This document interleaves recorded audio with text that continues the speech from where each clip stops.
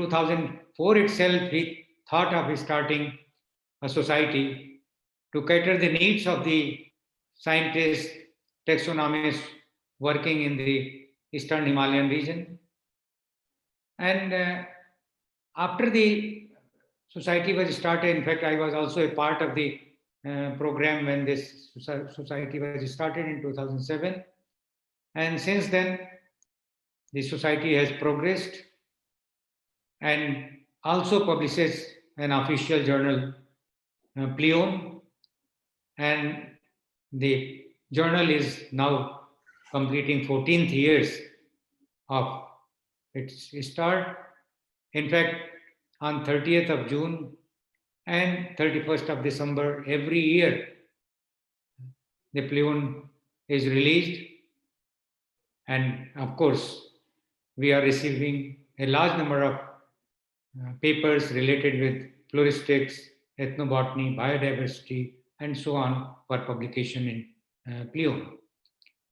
Now, today we are going to have our award function, which will continue. And today we have 4 recipients of different medals. And we have distinguished awardees, Dr. T.K. Paul, who has been awarded Hanuta Medal, Dr. Jeevan Kumar Singh, who has been awarded Professor A.P. Das Medal, Dr. Harish Chandragupt, who is recipient of Badal Datta Ethnobotany Award, and Dr. Nilofer Sheikh, who will be receiving Professor Arun Pander Biodiversity Award.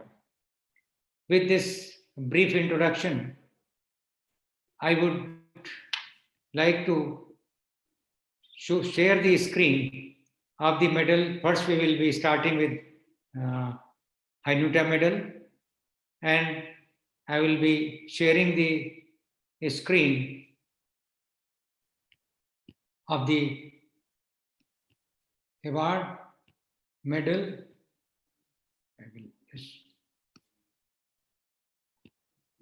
So, Dr. T.M. Hanuta Biodiversity Gold Medal will be awarded to Dr. T.K. Paul. And before I read the citation, I would like to show the certificate also, and I would request Professor A.P. Das to say a few words about the Hanuta Medal and decorate the Dr. Tapas and Dr. T.K. Paul with the medal. Professor A.P. Das.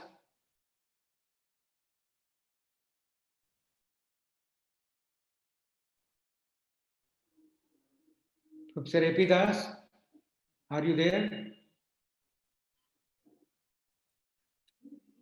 We all know that Professor A.P. Das is in hospital, and yesterday he was actively participated. Despite being corona positive, he actively participated yesterday in Professor Tadish Tussi's medal award and gave a detailed description of the different medals and how these medals were instituted.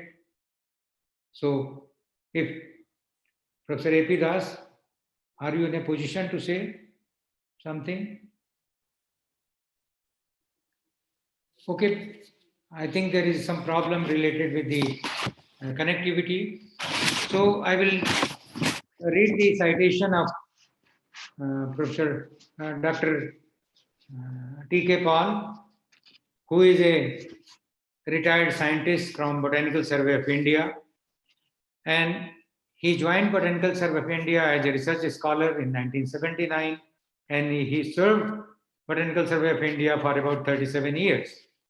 And he was actively engaged in different projects, including Flora of India project, Flora of West Bengal, Flora of Bihar and Jharkhand, and also Flora of protected areas. He was actively involved in environmental impact assessment projects of the Botanical Survey of India. He has published over 100 research papers, 3 books, and 25 chapters in different books. In Flora of India project, he worked on different families, including Malvaceae, Actiniidaceae, Thiaceae, Chenopodiaceae, Onagraceae, and he has guided 2 research scholars for the award of PhD degree. And he was awarded Dr. M.B. Rajada Gold Medal from the Association of Plant Taxonomy in the year 2014. Professor A.P. Das, I congratulate Dr. T.K. Paul, and briefly I would like to say that Dr. Henrietta is also a senior scientist in the Botanical Survey of India, and he donated money to the East Himalayan Society for instituting the gold medal. So, I think earlier we thought that Professor A.P. Das will decorate Dr. T.K. Paul, but since I cannot see him right now because he is in the hospital, I take this privilege to decorate Dr. T.K. Paul with Dr. T.M. Henrietta Biodiversity Gold Medal. And I request Dr. Paul to deliver his award lecture. Thank you.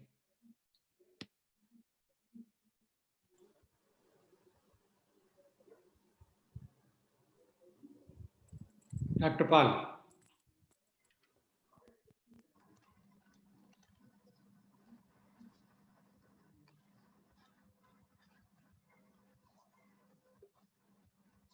Should I start, sir?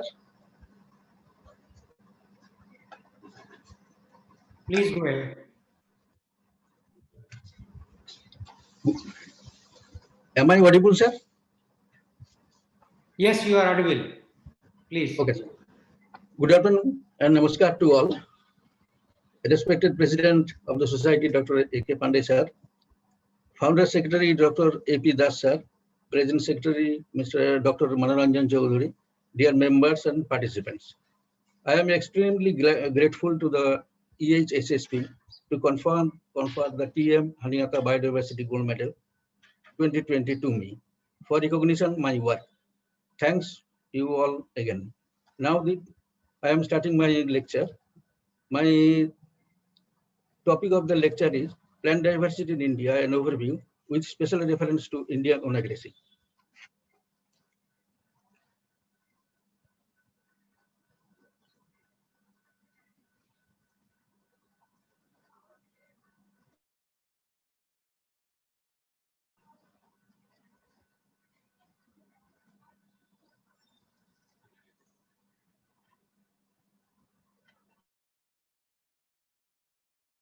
Cellular microbes to complex eukaryotes form the components of biosphere in which all the living beings live in mutual interdependence.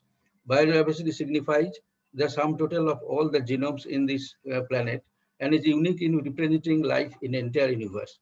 India is having more than 11% of world's known flora diversity, occupy positions of pride in being the 10th species-rich nation in the world and the 4th species-rich nation in Asia in terms of floral wealth. India has a total geographical area of about 32,87,263 square kilometers with a coastline of over 7,516 kilometers. The ecological or ecosystem diversity of the country is enormous, ranging from sea level to the highest mountains ranges in the world. Hot and arid conditions in the northwest, cold arid conditions in the Trans-Himalayan region. Tropical wet evergreen forest in northeast India and the Western Ghats, and mangroves of India has 12 biogeographical provinces, 5 biomes, and 3 biogeographical domains. These biological attributes are further enhanced by the geographic locations of the country at the confluence of 3 major global biogeographic realms, that is Indo-Malaysian, Eurasian, and Afrotropical, thus allowing the intermingling of floristic elements from these regions as well, and making it one of the 17 mega diversity countries in the world, recognized by the World Conservation Monitoring Center in 2000. Out of 34 biodiversity hotspots recognized in the world, the floral diversity in India is mainly concentrated in 4 biodiversity hotspots, namely Eastern Himalayas, Western Ghats, Northeast India, Andaman Islands, and Nicobar Islands. These floristically significant areas exhibit exceptional concentration of endemic species and also experiencing loss of habitat with higher occurrence of threatened plant species. According to Balakistan 1996, India is having 11 phylogeographical zones, like the Northwest Himalayan, Indo-Gangetic Plain, Eastern Himalaya, Assam, Central India, 8 zone, Northwestern Ghats, Northwest Coast, Southern Western Ghats, Southwest Coast and Lakshadweep, Deccan, Eastern Ghats, and Coromandel Coast, Andaman and Nicobar Islands. This is the map by Balakistan. Now the total number of plant species and their status in India. In the flowering plant groups, gymnosperms India is having 82 species, of which 11 species are endemic. Angiosperm group, 18,666, covering 6.95% of the total world species, and endemic species 4,303. In the non-flowering branch, Biophyte is having 629 species in endemic, and India is having 2,780. Telophytes in India, it is 1,302, of which endemic species 16, and other algae, fungi, lichen, virus, and bacteria is 7,411, 15,396, 2,581, and 1,223 respectively. Group-wise percentage of species occurrence in India compared to the world: Angiosperm 6.95%, Gymnosperm 8.03%, Diophyte 17.12%, Telophyte 10.85%, algae 18.53%, fungus 15.55%, and virus and bacteria 10.35%. Now the threatened plant summary. Gymnosperms is having critically endangered species 1, endangered 5, vulnerable 6 species. Angiosperms is having critically endangered species 80, endangered in the wild 2 species, endangered 179, and vulnerable 149. Biophytes, critically endangered 1 species. Sorry.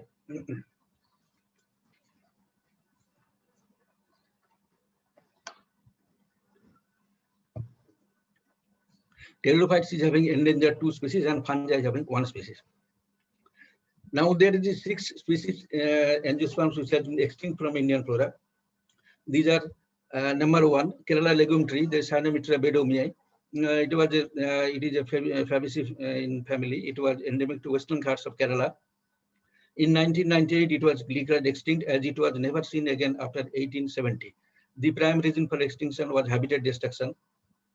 Then second is Hopia sinkeng, endemic to Arunachal Pradesh. It is a small tree and it was exploited locally for the preparation of the house post and other things. Then Ilex gardneriana of Aquifoliaceae, it was endemic to Nilgiri Hills of Tamil Nadu. Though heavily searched, it was not never seen sighted in the last few decades. It was declared extinct in 1998. Starkeylia khasiana is also extinct from Meghalaya. Corypha taylori is a palm species originally native to Myanmar, Bangladesh, and Bengal region of India, extinct in the wild, now in captivity and growing in the scrub jungle of the Dhaka University campus. Another species is Euphorbia mayurnathani. It was endemic to Palghat Gap in India, but now believed extinct in the wild. However, still in cultivation, its international trade is controlled by Appendix 2 of CITES. But one species, Modhuga diplostemon, a long believed extinct tree species from Western Ghats, has been rediscovered in the last month, that is October 2020, after 180 years from the Kollam district of Kerala. This is the photograph of Sinomitra bedomii, Hopia sinkeng, Ilex gardneriana, Euphorbia mayurnathani, Starkeylia khasiana. This is the Corypha taylori. Angiosperms, according to Karthikeyan, there are 17,527 species, 296 subspecies, 2,215 varieties, 33 subvarieties, 70 forma, altogether 20,100 141 taxa of angiosperms under 2,991 genera and 251 families. Though in the recent estimation, it is about 18,606 species of angiosperms occurs in India. For the angiosperms, Poaceae is the largest family, followed by Orchidaceae, Leguminaceae, Asteraceae, Rubiaceae, Cyperaceae, Euphorbiaceae, Acanthaceae, Rosaceae, and Lamiaceae. A total of 42 families have more than 100 species, while 33 families are represented in India by only one species. According to Rana and Hernandez, total 236 monotypic genera are found in India, of which 176 are dicotyledons and the remaining 60 are monocotyledons. Impatiens with 205 taxa is the largest genus in Indian flora, followed by Primula, Ficus, Cadex, Crotalaria, Dendrogram, Habenaria, Pedicularis, Rhododendron, and Syzygium. About half of the world's aquatic angiosperms occurs in India and are chiefly distributed in families such as Alismataceae, Hydrocaritaceae, Nazardaceae, Nymphaceae, Podastamonaceae, Lemnaceae, Potamonaceae, Ceratophyllaceae, which alone collectively comprise a total of 107 aquatic species of angiosperms. Sorry. According to Nair, about 5,725 species of flowering plants are broadly considered as endemics and represented 33.5% of the flora, of which 3,471 species are found in the Himalayas, 2,051 in the peninsular India, and 239 in the Andaman and Nicobar Islands.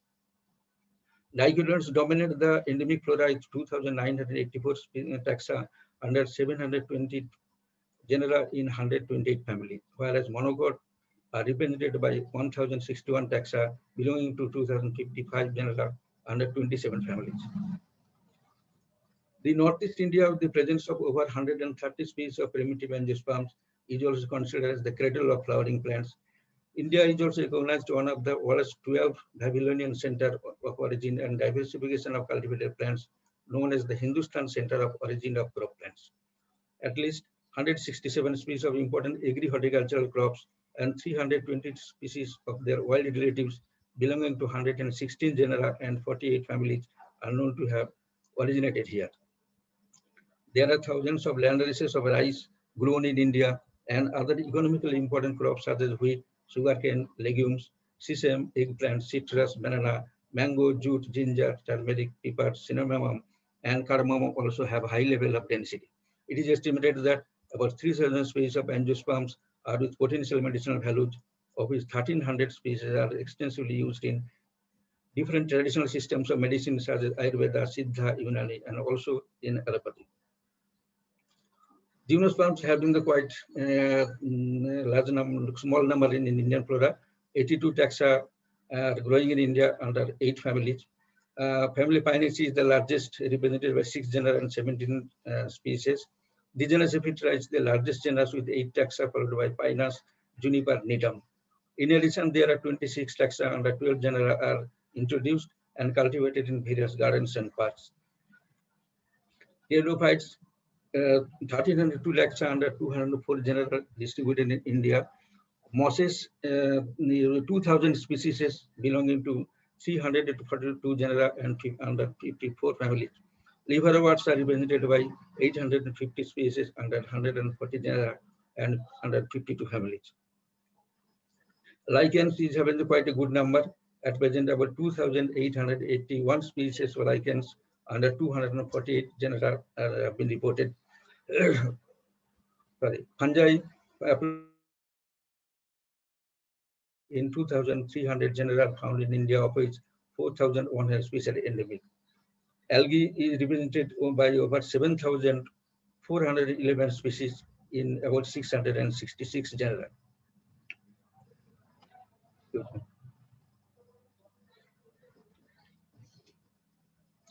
Now I am coming to the taxonomic studies of monographs in India.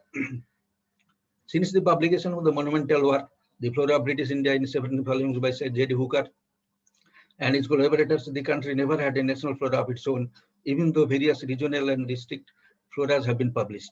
Botanical Survey of India felt the need for presenting a modern flora of India, covering various aspects of plants occurring within the present political boundaries of India in 32 volumes. So far, 12 volumes, including 2 introductory volumes, have been published and others are in pipeline. Being a part of BSI, was interested to work on 9 families for flora of India, of which I completed, and most of them are published.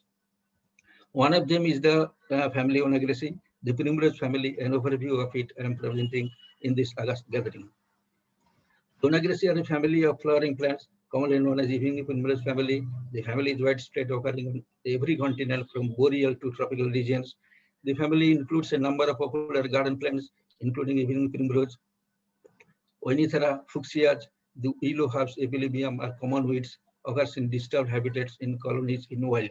And the large day-blooming genera of Ludigia grows in wet places of both Old and New World, mostly of Eastern North America. Other important genus is Cirsaia with hooked bristles on fruits.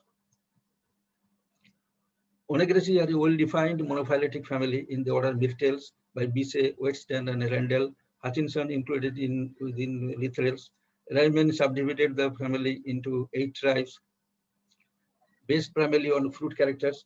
Wagner, P.C. Hodge, and Peter Raven recognized 22 genera and classified the family Onagraceae into 2 subfamilies, Ludugioideae, where the only genus is Ludigia, and Onagroideae, the other genera, and the latter into 6 tribes. Etymology of Onagraceae, there is came from Ona in the word Onagra, that is old name of Oenithera plus CEAE, and the type genus is Oenithera. Silent features of the family Onagraceae: annual or perennial herbs, undershrubs, some woody at base, sometimes aquatic. Leaves opposite or alternate, simple interior tooth, stipulodex, stipulate. Flowers solitary, axillary, or in racemes towards the end of branches. Hermaphrodite, actinomorphic or zygomorphic. 2 to 4 meras, rarely 5 to 7 meras, often supplemented by reduced bracts. Hypanthium present or absent. Sepals 2 to 5 or 7. Petals also 2 to 5 or 7. Epigynous. Stamens as many as or twice as many as sepals. Ovary inferior 1 to 5 locular. Fruit a capsule, berry or nut. Loculocidal dehiscent or indehiscent. 1 to numerous seeds. Seeds anatropous without an endosperm. Soon or apellose with or without coma. Sorry. Distribution almost worldwide with a major species diversity in temperate and warm American region. 21 genera and 600 species in the world by Navarre 2017. Present study reveals that there are 4 genera and 48 species in India. Another 18 species under 3 genera are cultivated. C.B. Clarke in Hogarth's Flora of British India first gave an account of this family of the then British India. In his treatment, there are 5 genera: Equilibrium 12 species, Juicia 2 species, Ludigia 2 species, Cirsaia 3 species, and Trapa 2 species. In the present boundary of India, a number of additions and deletions of several species of family have taken place. The genus Trapa is now under the family Trapaceae. Some exotic species have become naturalized and now part of Indian flora, so a systematic study of this family is necessary. Key to the genera: the genus Cirsaia, Ludigia, Epilobium, and Oenithera. The Cirsaia are characterized by sepals 2 and capsules with steep hooked hairs. It's an important character to identify the Cirsaia and 1 to 2 seeded. The other genera like Ludigia having sepals persistent in fruit, petals yellow, and hypanthium absent. Equilibrium is characterized by seeds with salazar tuft of hairs, capsules not conspicuously ribbed, and Oenithera is characterized by seeds without salazar tuft of hairs and capsules conspicuously ribbed. Number of wild and natural species in India: Cirsaia there is 5 species, Equilibrium 30 species, Ludigia 8 species, and Oenithera there is 5 species. Cirsaia, it's a genus of 7 species found to grow in subarctic and cool temperate regions of the northern hemisphere, extending southwards to the tropics and mountains. 4 species and 1 natural hybrid are found to grow in India. Etymology: Cirsaia came from the Greek word Circe, that means the enchantress. Lectotype of the genus Cirsaia is Cirsaia lutetiana. Silent features: herbs up to 45 centimeters, flowers bimerous, sepals 2, petals 2, notched, capsules with steep hooked hairs, and 1 to 2 seeded. This is the world distribution of Cirsaia. The key to the species of Cirsaia, there is 4 species: Mollis, Corata, Cirsaia repens, and Cirsaia alpina. There is unilocular ovary are found in the Mollis and Corata, and bilocular ovary. Unilocular ovary is found in repens and alpina, and bilocular ovaries in Sirsaia mollis and Sirsaia corata. Sirsaia alpina, there are 6 subspecies in the world, of which 3 species are found in India, and subspecies Michaelenthal. This subspecies alpina has initially reported by myself and published, and it is found in Sikkim. It occurs in Nepal, China, Japan, Korea, Mongolia, and Russia.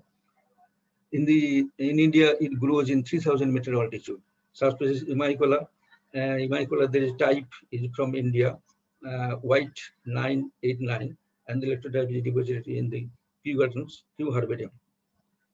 Subspecies Michaelantha, that is also grown in temperate and grassy alpine areas, moist places, thickets, and mountain coniferous forest. Sirsaia corata, Sirsaia mollis, Sirsaia repens. There are 8 natural hybrids grow in the world. One has been reported from India by myself recently. That is Sirsaia intermedia. It's flowering and fruiting June to September. In India, it grows in Himachal Pradesh and Kashmir. In other countries like Pakistan, Europe, Central and Eastern Asia, and Northern America. These are photographs of Sirsaia alpina.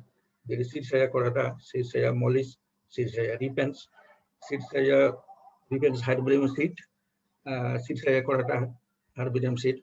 This is the Sirsaia intermedia, Sirsaia alpina subspecies Imicola. Now the genus Epilobium. Sorry.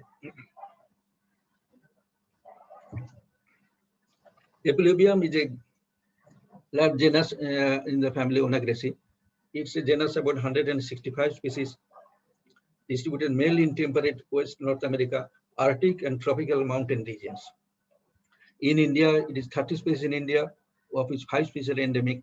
Etymology, the word Epilobium is a Greek construction, means upon the lobe, referring to the inferior ovaries of the genus.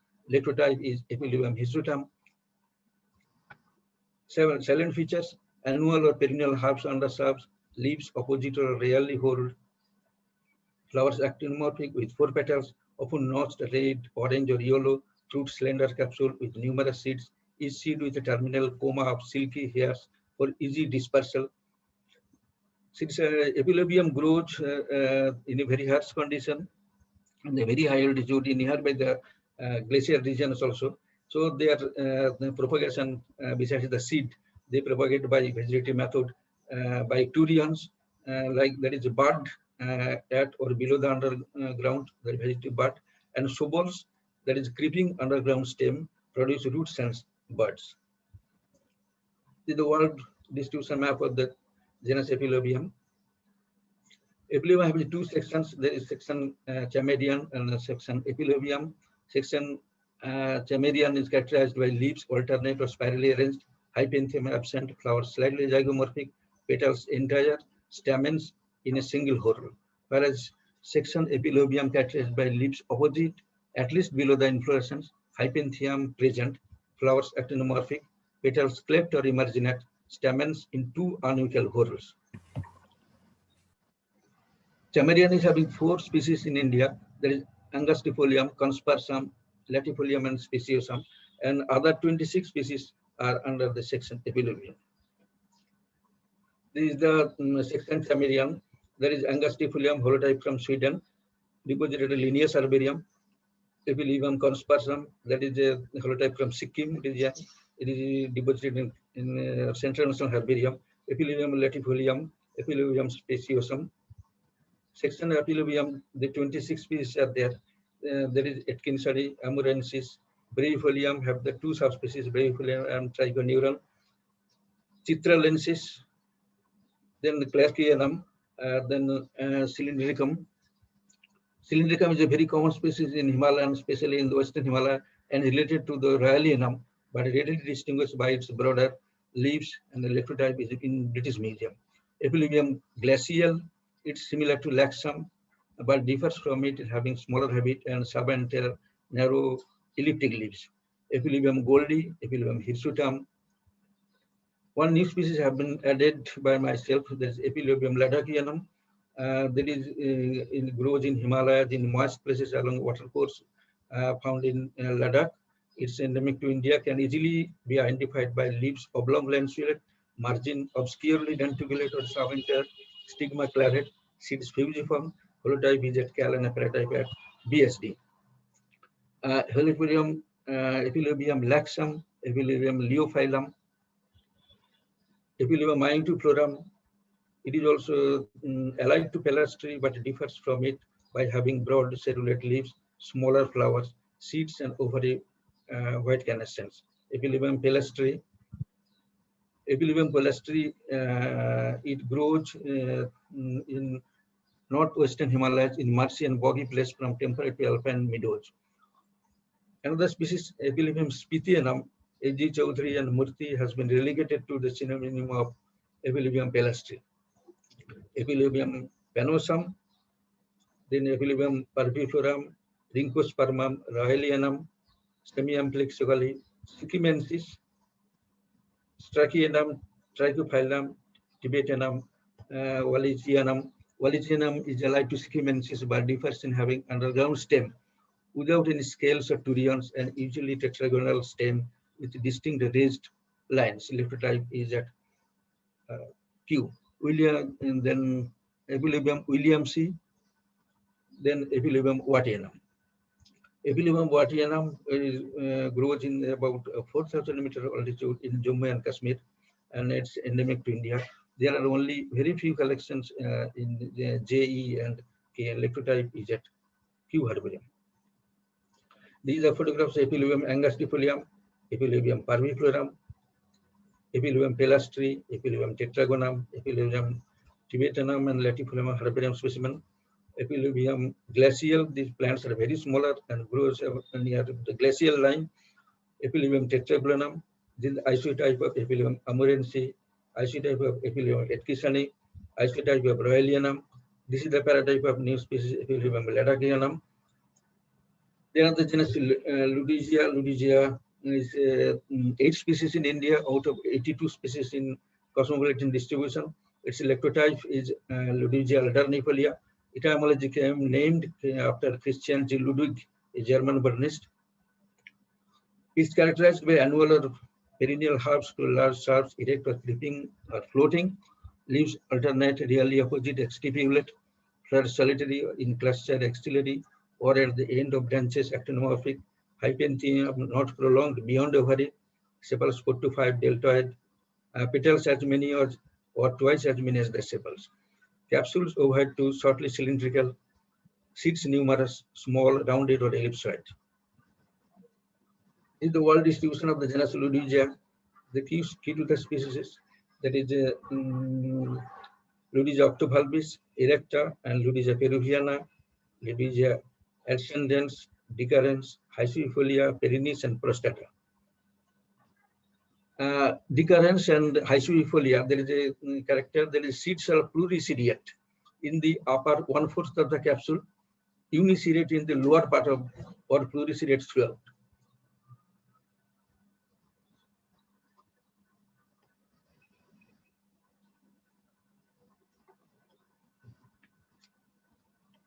Ludigia ascendens, it's a throughout occurs in ditches, ponds, in wet swampy places up to 1500 meters. It float on the water with the help of the filament, and this then Ludigia decurrens, Ludigia erecta. Ludigia erecta has been recorded only from West Bengal and Maharashtra. Ludigia hycifolia, it's a common plant, occurs throughout India. Ludigia octobulbis having 2 subspecies, octobulbis and sessiliflora. Ludigia perennis occurs throughout India. Ludigia peruviana occurs in the Assam, West Bengal, Tamil Nadu, and Kerala, South Andaman. Ludigia prostata throughout India. It occurs in other countries like Nepal, Bangladesh, Sri Lanka, Myanmar, and Luxembourg, and China. Type from Bengal, Luxembourg. There is a cultivated species, the Ludigia cedioides. It's a native to Brazil and Venezuela. This is the Ludigia ascendens, Ludigia hycifolia, Ludigia octobulbis, peruviana. This is the illustrations of Ludigia octobulbis and Ludigia perennis, This is the illustrations of Ludigia decurrens.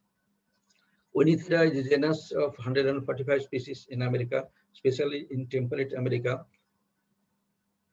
Many naturalized elsewhere, 5 species in India, it is naturalized. Etymology, Oenithera believed to be derived from Greek word onostheros, means donkey catcher, or onios theras, means wine seeker. Salient features is an alpine plant with 10 centimeter 3 meter tall, leaves from basal rosette at ground level and spiral after the flowering stems, leaves dentate or deeply lobed, flowers opening evening, hence evening primrose. Hyphaentheum present, sepal spore, petal spore, stamen shade, stigma has 4 branches in an X shape. This is the key to the species of the genus Oenithera, that is Oenithera rosea, tetraptera, stricta, erythrocephala, and binis. Oenithera binis is cultivated and sometimes renaturalized in Kashmir, Himachal Pradesh, Tamil Nadu. Seed oil is medicinal. Oenithera erythrocephala, Oenithera rosea, stricta, and Oenithera tetraptera. Oenithera binis under the genus Clarkia, Fuchsia, and Oenithera. This is the Oenithera. This is the Fuchsia hybrida, Fuchsia corymbiflora. The endemic species of the Nagris, there are 5 species under the genus Epilobium are endemic. Epilobium ladakianum, Epilobium semi-amplexically from Himachal Pradesh, Epilobium strachianum from Uttarakhand, Epilobium trichophyllum from Sikkim, and Epilobium watianum from Ladakh. Medicinal importance of Oenithera. The main use of Epilobium species by humans is an herbal supplement in the treatment of prostate, bladder, and hormone disorders. Epilobium angustifolium is used in traditional treatment of prostate, gastrointestinal, menstrual disorders, and recently it has been used for its analgesic and anti-inflammatory activity. Epilobium parviflorum is an important herbal remedy for prostate problems. It helps in benign prostate hyperplasia. Epilobium parviflorum is also used for enlarged prostate, helpful in reducing pain and discomforting urination. It also fights against prostate infection. Ludigia abyssinica and Ludigia decurrens are used traditionally for treatment of various skin, gastrointestinal, wound, and bone joint disorders in Nigeria.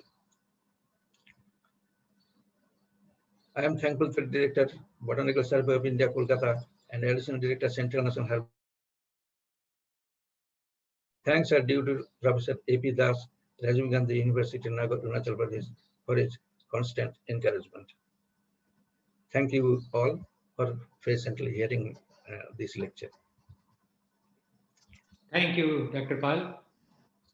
Congratulations on a wonderful presentation on the plant diversity in India. Starting from algae to angiosperm, you have given a detailed account not only of the flowering plants, but also gymnosperms and others, including the phytogeography and IUCN categories of the plant and extinct angiosperms, and with a special reference to Onagresi, where you have discussed about the different taxa, Cercia, Epilobium, Ludwigia, Oenithera, Fuchsia, and others. So your lecture was excellent, wonderful, and I congratulate you, and I invite all the participants to give him a big hand. Thank you, Dr. Pal. Thank you, sir.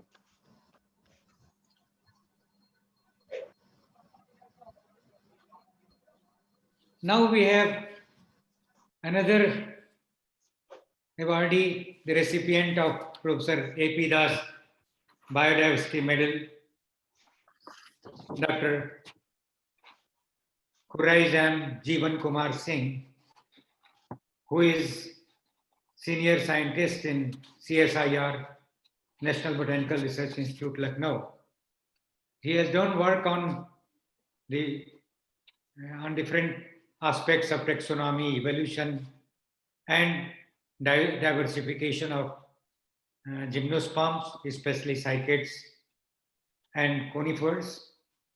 I would like to, before reading his citation further, I would like to show the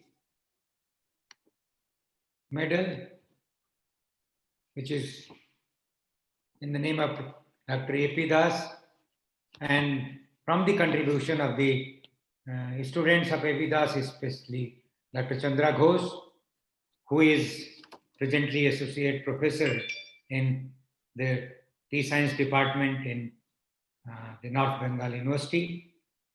And this certificate, which has been designed by Professor A.P. Das, all the certificates and medals have been designed by him. And especially, I was requesting him to decorate the awardee with the medal, but unfortunately, his audio and video in the hospital is not working. And therefore, I have great pleasure in decorating Dr. Jeevan Kumar, saying for that he is recipient of the Dr. A.P. Das Biodiversity Medal. But before I invite him further, there are still some aspects of his contributions.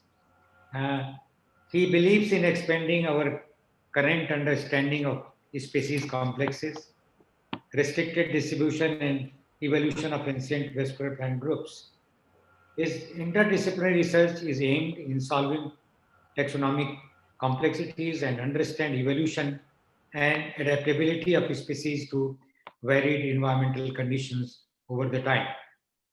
Besides curation of living collections at CSIR and BRI Botanic Garden, he has been actively involved in the conservation of threatened species and native ornamental plants of India.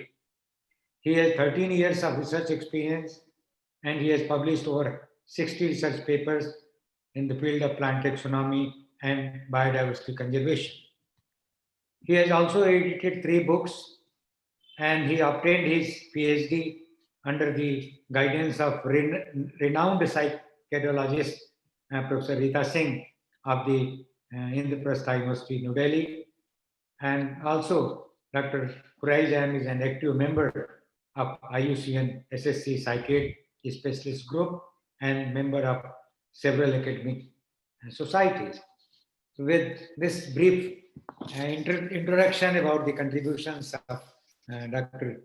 Jeevan Kumar, normally we say him Jeevan Kumar, although he has a long name, but we prefer to say him Jeevan Kumar, and I invite him to deliver his award lecture.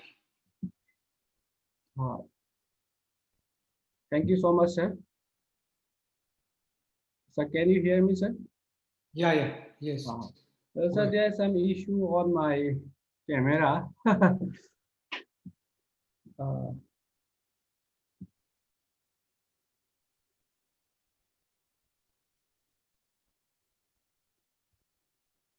Thank you so much, sir, for your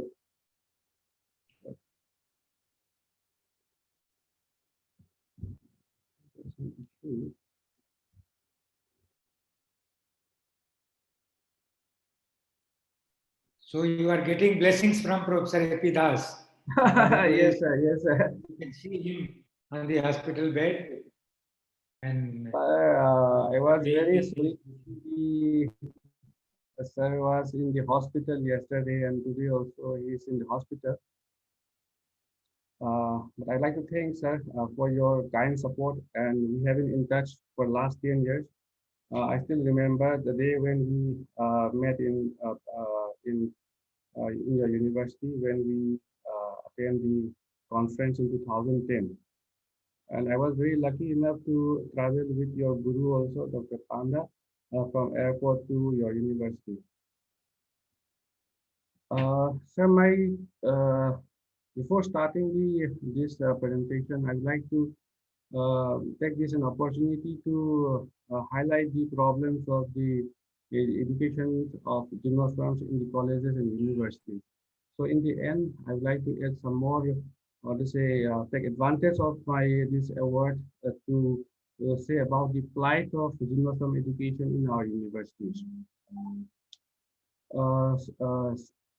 I'd like to thank the Society, Eastern Himalayan Society of Spermatophyte Taxonomy, which is the prestigious society for the taxonomy of the angiosperm, gymnosperm, and all the plant group taxonomy, especially in the Himalayan region. Now it has been not only confined to the Eastern Himalaya, so we have a very good international society coming out from our region, and most of the gymnosperms that we found, which are found in India, are mostly from the Himalayas. So I take this advantage, being a gymnosperm person. So my topics are on the gymnosperms of the Himalaya.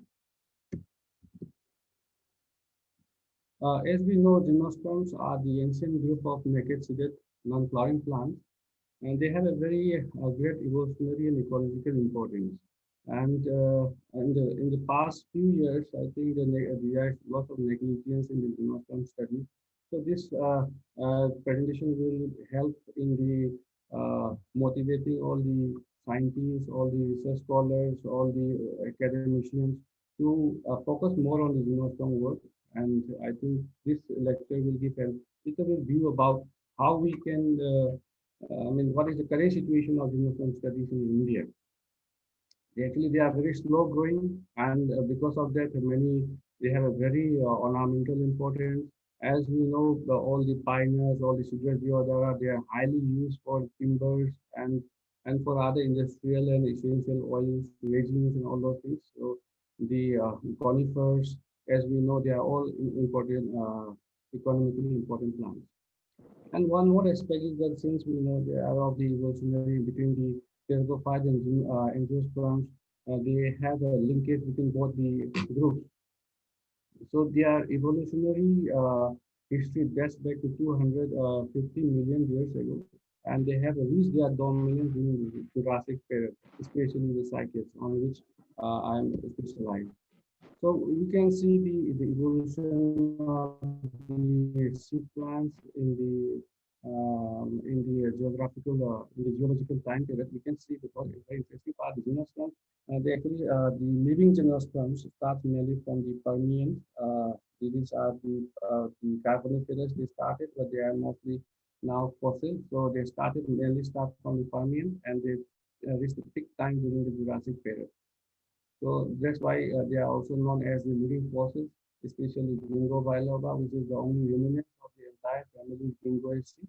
And the cycads, we have around 359 species.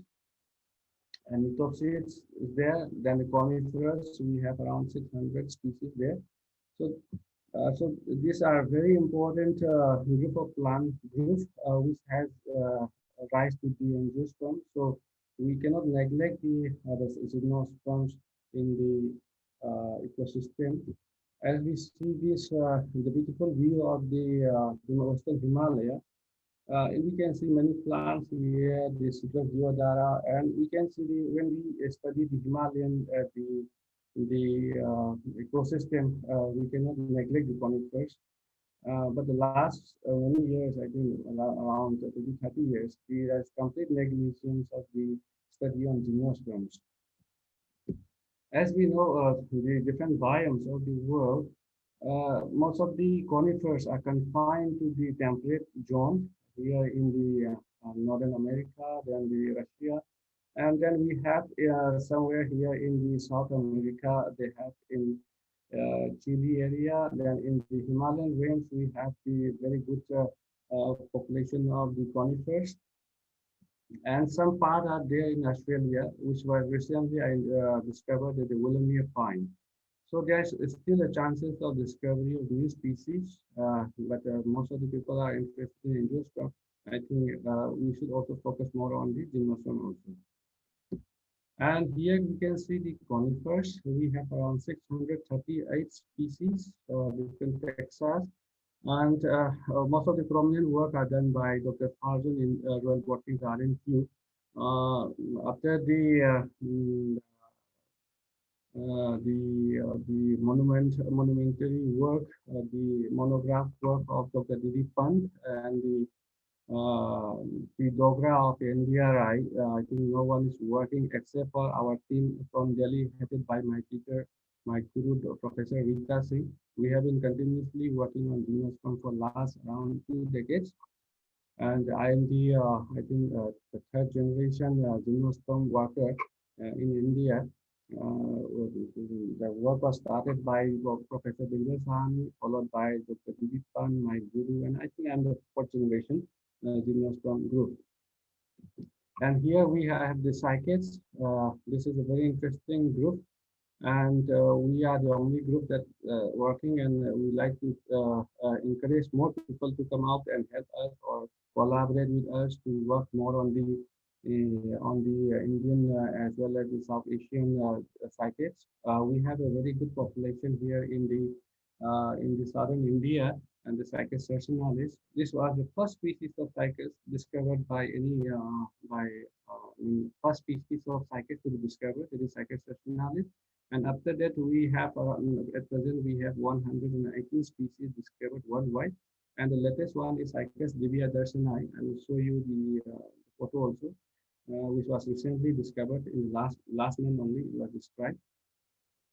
Here in South Africa, America, as well as the Central America, they have Gemina. In Africa, they have a very diversity. The Encephalatus, there's Tangeria, is there. In Australia, we have a Lepidozemia, Macrozemia. The diversity is quite high in the American as well as African and the Australia. But in Asia, we have only one genus, that is the Cycas, predominantly found mostly in the Chinese and the Indo-China region. But recently, during my field survey in Myanmar, Thailand, and Laos, there is still scope, especially in Myanmar. Myanmar is one interesting corridor of cycads towards India. So, in my recent paper also, I have given about the migration of a cycas group called section Indo-Sinensis, which migrate from the China towards India and reaches up to Nepal and the West Champaran district in Bihar. So this is the most interesting group which I have been telling you. This is a paper published in Nature, and according to this, cycads are the most threatened group of organisms on Earth, with almost 64% of cycads are at risk of extinction. In India, we have 13 species. And with the addition of a new one, we have 14. This is the 64% of the cycads are at risk. And you can see, as compared to all the mammals or fish, whatever cycads, the only plant group which is on the highest magnitude of extinction is there in cycads. And we can see the work done by many cycadologists, especially our Birbal Sahani, Professor Dilip Pan, and other workers in America, in South Africa. Many information were gathered. Is recently one fossil also discovered from Argentina. So that means cycads have a very scope for study. Not only about the taxonomy, there is a lot of study about evolution, diversification, molecular systematics, which can play an important role in studying the phylogeny, how cycads diverse from the different regions, how the cycad enter India, how it entered the Australia. So there is a lot of still scope, and which can be of high science, which we can do. And as I told you, they have survived, they have a very long history, evolutionary history, and they have survived the 3 mass extinction, and they are still surviving. And we are very lucky enough to have in India. We have a very good populations in Orissa, Andhra Pradesh, and our group having doing an excellent work. And as we know, as I have been telling you about the diversification, when the continental drift, the India, when it collides with the Asia, and there is lots of diversification of species. Some species from Indo-China region spread towards Thailand and Australia, and some enter India, or whether the plant from India enter the Asia. So there is still a question. There is a very interesting topic that we can come out, and we are working on that, and we have international collaboration working on that. And these are the persons who are the active and the workers who have contributed in the growth of gymnosperms in India. And I was searching for one photograph of Dr. K.C. Sahani, and which I could not find. And if someone has, I would like to have. Professor Dilbar Sahadi was one of the pioneer gymnosperm experts, and Professor Dilipant, who has written the monograph on gymnosperms, cycads, and Epidermis, is a very popular monograph, and is published by the Wilson Institute of Paleobotany. It is regarded as the Bible of cycads, and worldwide it's so popular that every cycadologist world over read this book. And Professor P. Maheshwari in the Delhi University, he is one of the workers who have contributed in the work of Newton. Then Professor Dr. P.D. Dogra, the NBRI person who had contributed in the 21st finals, especially in finals, and Dr. B.Z.L. Swami, who had contributed mainly on the cycads. And our team, headed by my teacher, published one paper on the honoring Dr. B.G.L. Swami, Cycas Swami, which is presently known as Cycas indica. And here is my teacher, Professor Itasin, standing with the Cycas Swami, Cycas indica, with nail phone. So we have been doing all this work, and we have many books.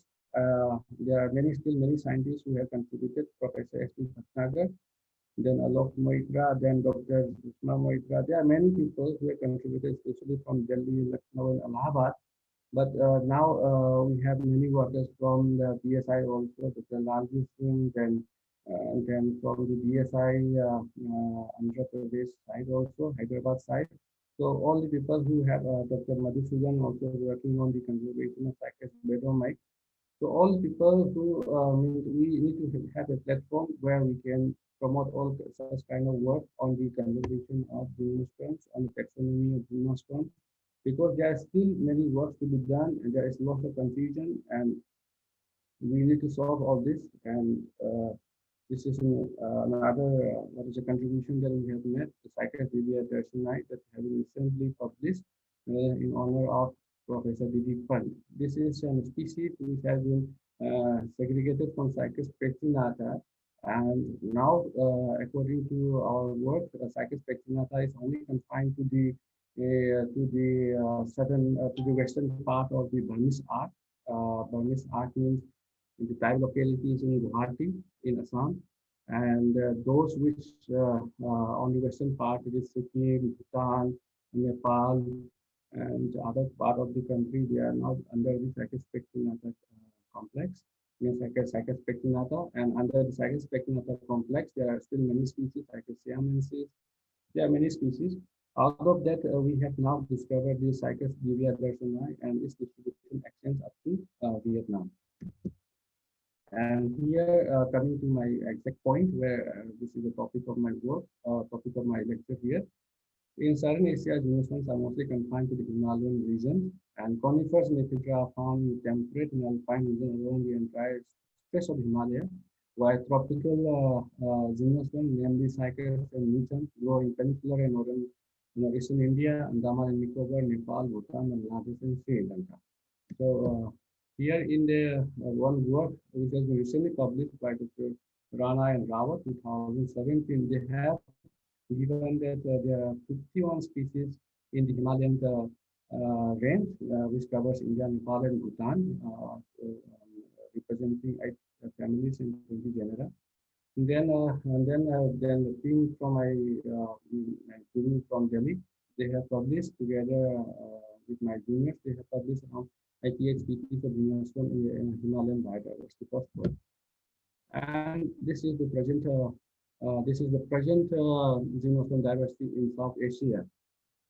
Most of the publications have quoted different data, but this is the exact data that we have, and this is the published one. And you can see we have Cycas 13 taxa, we are presenting one genus in the species 13, Netum 11 taxa, Ephedra 13 taxa, Pinus 18 taxa, Podocarpus 2 taxa, Cypress 15 taxa, and the Texas 7 taxa. So altogether, there are only 79 taxa.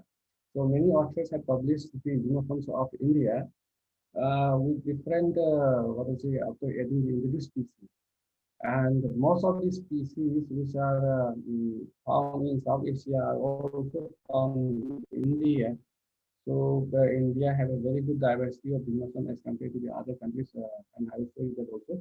So this is the exact number that we have in our country, and whatever the other workers they have given, they have given the introduced species also. That can be a very confusing for the research scholars as well as academicians while giving the dinosaur diversity in India. This is the Himalayan region where we have 6 countries: India, Nepal, Bhutan, China, Pakistan, and Myanmar, which cover the Himalayan region. And out of that, so we in all these range, we have 44 taxa, Ephedra 13 taxa, Netum 9 taxa, Cycas 2 taxa. So altogether, we have 68 taxa in the entire Himalayan range. And this is another interesting thing that region which have 33 taxa, and Eastern taxa we have 38 taxa. That means the Eastern Himalayas have the more diversity than Western Himalaya. And in the Nepal taxa, Nepal Himalaya, in which we are currently working and we are collaborating with the Nepal team, that we have 32 taxa. In the Bhutan also we are collaborating. We are now working on the entire Himalayan range, and they have 22 taxa. Then the Pakistan Himalaya, that also we are collaborating with the Pakistan scientists, so that we can have a very good idea about the dinosaur diversity in the entire Himalaya. So they have 18 taxa. In Chinese taxa, we are also collaborating with the Chinese, but unfortunately the information is yet to be ascertained because the number may be a little bit high. So we will work on this part again. So these are the Himalayan gymnosperms. Previously, we have only one species in Cycas pectinata. Now we have Cycas Biodiversity, which is found in the Manipur. So it's not get confused with the Himalayan because Eastern Himalayas there are 2 definitions. One is the only the Sikkim and Arunachal part, and the Himalayan region. If we say the sub-Himalayan region, if we include them the Manipur, then the Nagaland, Tripura, and Mizoram, they can be included. So I have included this part in the Himalayan gymnosperm. Then this is the Nichalis. We have 5 species and 4 varieties. Then in Ephedra, we have 12 species and 1 variety. So we have neglected some Ephedra species because they are not validly published. So once the authors they rectify their mistake, then we can add the species name here. And the Pinus group, the Pinus, we have 22 species, 22 taxa. And this is one of the most important plants, and there are still many scope for working on this, especially this. They are still competing on some varieties, so we can work on that. And then another group which is that is the Cucureaceae here in Juniperus. There are still many scope, especially in the Uttarakhand area. There are still more to be worked on the taxonomy of the Juniperus. There may be some interesting plant population. So those who are interested, they can join us and we can work on Juniperus here. And our team is still working on Taxus and Cephalotexus. We have 2 species, that is Cephalotexus purificii and Cephalotexus mannii. And Amanthotaxus, I think from Arunachal side, people are working on Amanthotaxus conservation, but still we can go for more field work, and there may be some more interesting population in the Arunachal Pradesh side. This is one of the important topic, especially for conifers, because conifers have been all the local people residing in all the Himalayan region. They have been consuming these gymnosperms in different way. and they have been consuming in the form of food and in medicine like ephedrine, because of ephedrine is quite popular and over harvestation is a problem. Then in timber, almost all the coniferous plants are known for the timber ornamental, especially the cycads. They are very, when I went to field work in Kalimpong and the Darjeeling area, I was informed that the people have over collection of the cycads, and due to which there's only few individuals, not talking about population, only few individuals are left in the Rangit as well as the Pista Valley. So we have given one report or uh, uh, we have informed the forest department in Sikkim also, as well as in other parts like in Manipur also, to establish conservation site. We are now planning to work along with the Bhutan, where we can conserve the cycad population, especially in Kashiagang and the other Mongar area. And these species of gymnosperms are industrial importance because they have very cosmetic value. Also, many oils, many other alkaloids are being extracted from these plants, and they are used for cosmetics and many other things. And these are the threats. This is a population in West Amparan district. There is one place called Kameswar Pahad. In that area, when I went for the field trip, this is the condition of the population. There are still many viable populations there, and the most interesting part of this population is that this is the westernmost population of cycads in India. So it is on the foothills of the Himalaya, on the just bordering Nepal, and as we can see, there's lots of destruction in the population, especially in Assam also, because the type locality of Cycas spectrinata is in Guwahati.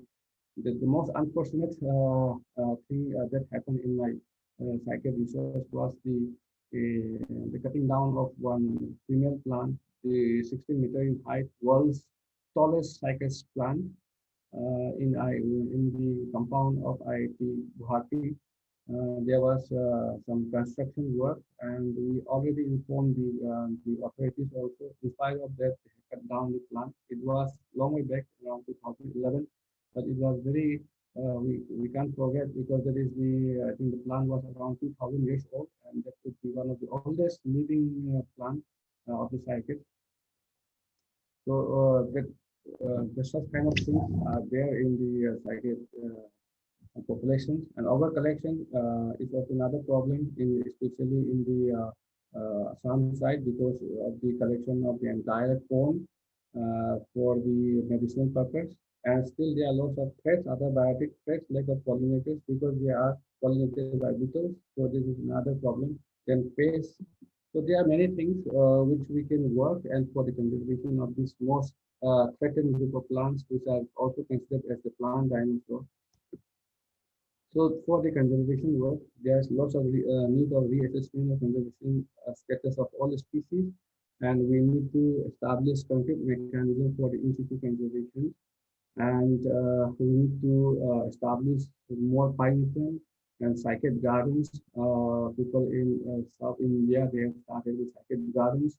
So likewise, we need to start in the Himalayan range also, especially in the Assam, Manipur, and the other Sikkim, Bihar, so we can start such kind of work. And these are the conservation efforts that we can take up. Establishment of conservation centers, ex-situ conservation, we in India we are working on that. Development of cultivation techniques, we are also working, and we will help all those who want to collaborate with us. Then we can work together in restoration of degraded population by planting seedlings.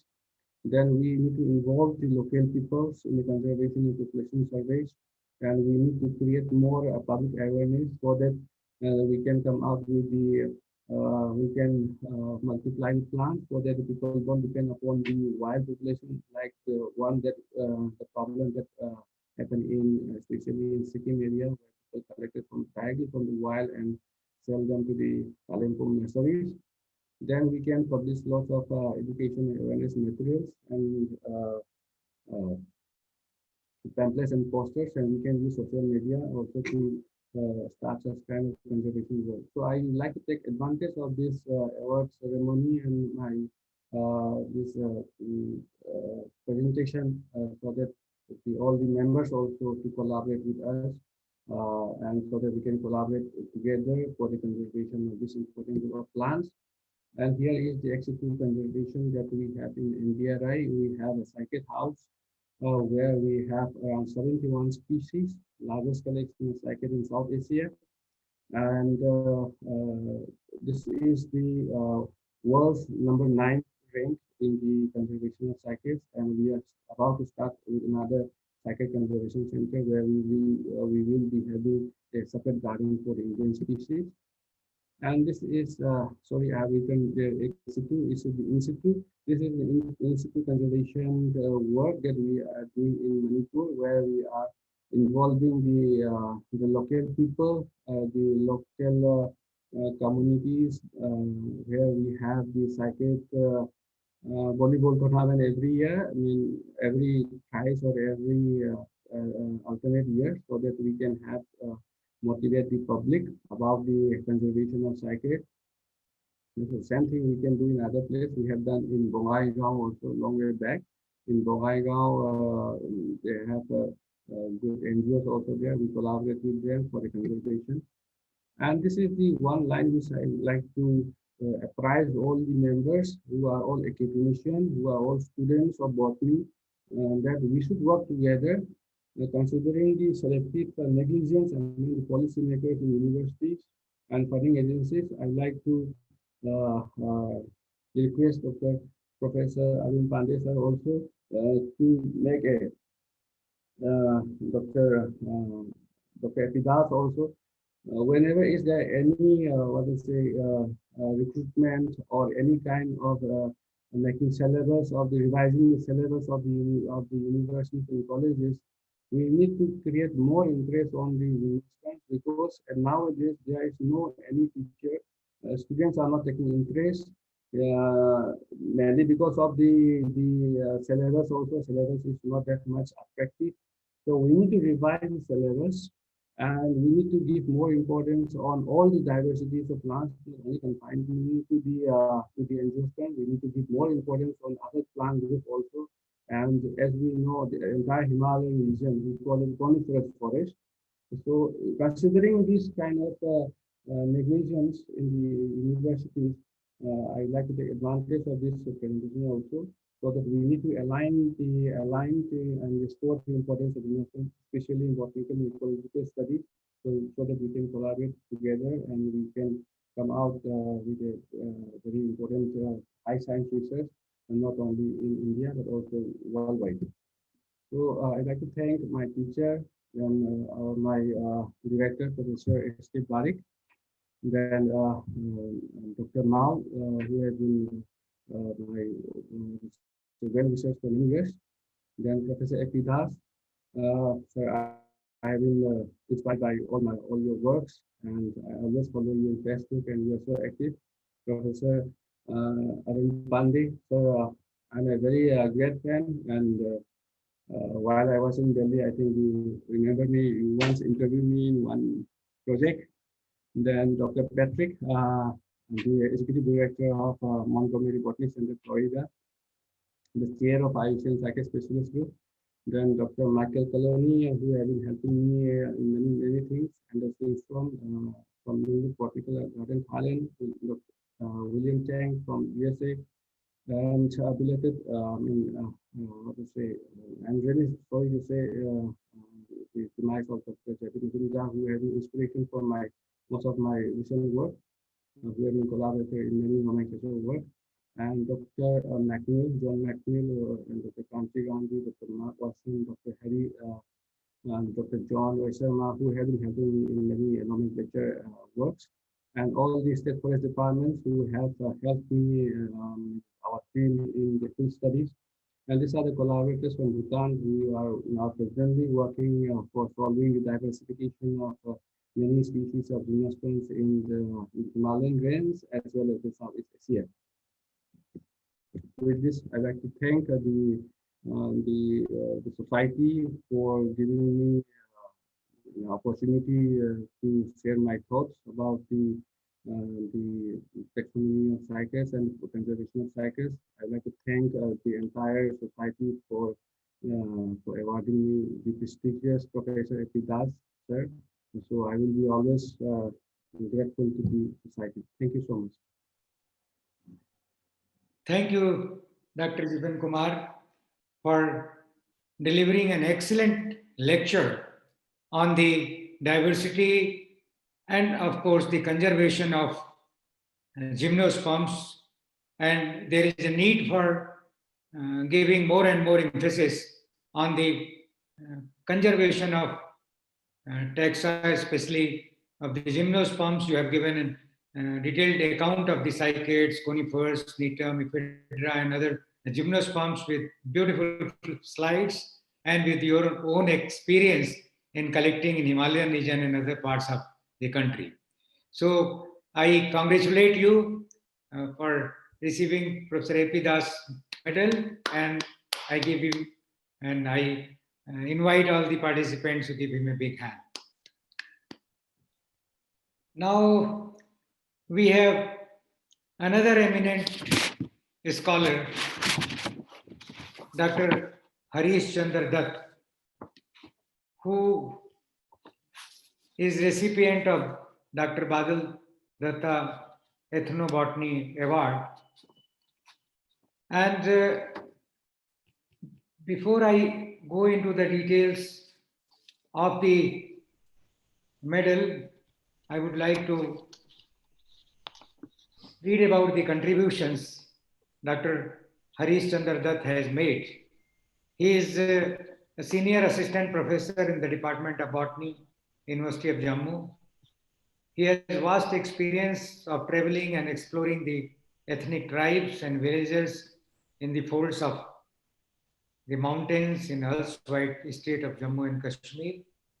He has completed his PhD from University of Jammu in 2006 and remained associated with CSIR as research associate for a very significant project entitled Comprehensive Traditional Knowledge Digital Library, normally we know TKDL. Meanwhile, he has produced monographs on 42 most important medicinal plants identified by the National Medicinal Plant Board. He has traveled almost all the districts of Jammu and Ladakh and collected enormous data on ethnobotany associated with different tribes such as Gujjar, Bakarwal, Gaddi, and Bo. He has published over 40 research papers, and 21 papers are exclusive on hardcore ethnobotany. His love for mathematics has helped him to use the mathematical indices for validating the ethnobotanical data and narrow down the huge list of ethnobotanical plants into some significant plant species. He has written 3 books on medicinal plants, and also he has received grant support from various funding agencies to work on different projects related with ethnobotany. Recently, Society of Life Sciences has honored him as Senior Scientist Award for his work on the use of mathematics in botany. Till date, he has produced 2 PhD and 2 MPhil scholars, and 3 students are working with him at the Department of Botany, University of Jammu. With this brief introduction, I would like to show the award, Dr. Badal Datta Medal for Ethnobotany. It has been instituted by Dr. Professor Badal Datta for the persons or the scientists who has done excellent work in the field of ethnobotany, and seeing the contributions of Dr. Harish Dutt,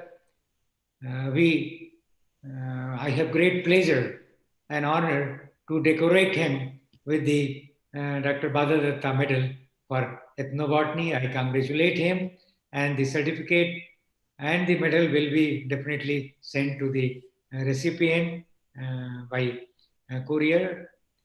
So with this brief introduction, I would invite Dr. Dutt to deliver his award lecture.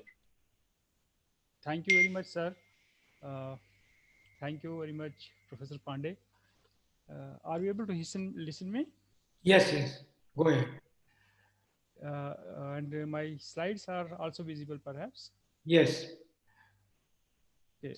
Respected Professor Pandey, Professor Das, Dr. Paul, and Dr. Kraijam. This is really a very great opportunity for me that I am honored by the society by my contributions on ethnobotany. So I planned my lecture like this, that how I entered into the ethnobotany and how I am enjoying the ethnobotany in future. So my title of my lecture for this webinar is my 15 years journey from alpha to beta ethnobotany. So I entered as a research scholar of ethnobotany for very small problems. And out of these small problems, I gathered very big questions which should be rectified. So I jumped into the ethnobotany and I started working particularly on the erstwhile state of Jammu and Kashmir. However, out of the three different regions of the erstwhile state of Jammu and Kashmir, I focused my work on the Jammu and Ladakh only because of the militancy disturbance problems, because of the security problems in Kashmir. I was not able to work in Kashmir, but I tried to explore, and I'm still trying to explore the Jammu and Ladakh. These are the two different regions. Now, Ladakh being a new UT, and it is out of the territory of Jammu and Kashmir, but still I'm working on the Ladakh as well as on the Jammu.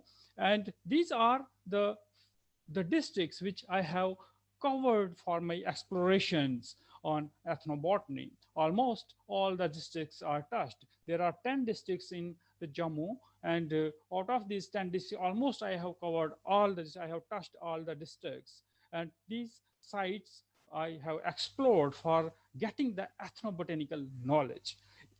Initially, when I started way back in 2004, I was able to publish a very small paper on ethnobotany while I was exploring a small region, a small tahsil named as Bhadrava in district Doda.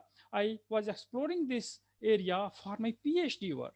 But during that period, I was very surprised to know that people still are dependent upon the plant species for meeting their day-to-day life, for day-to-day needs of their life.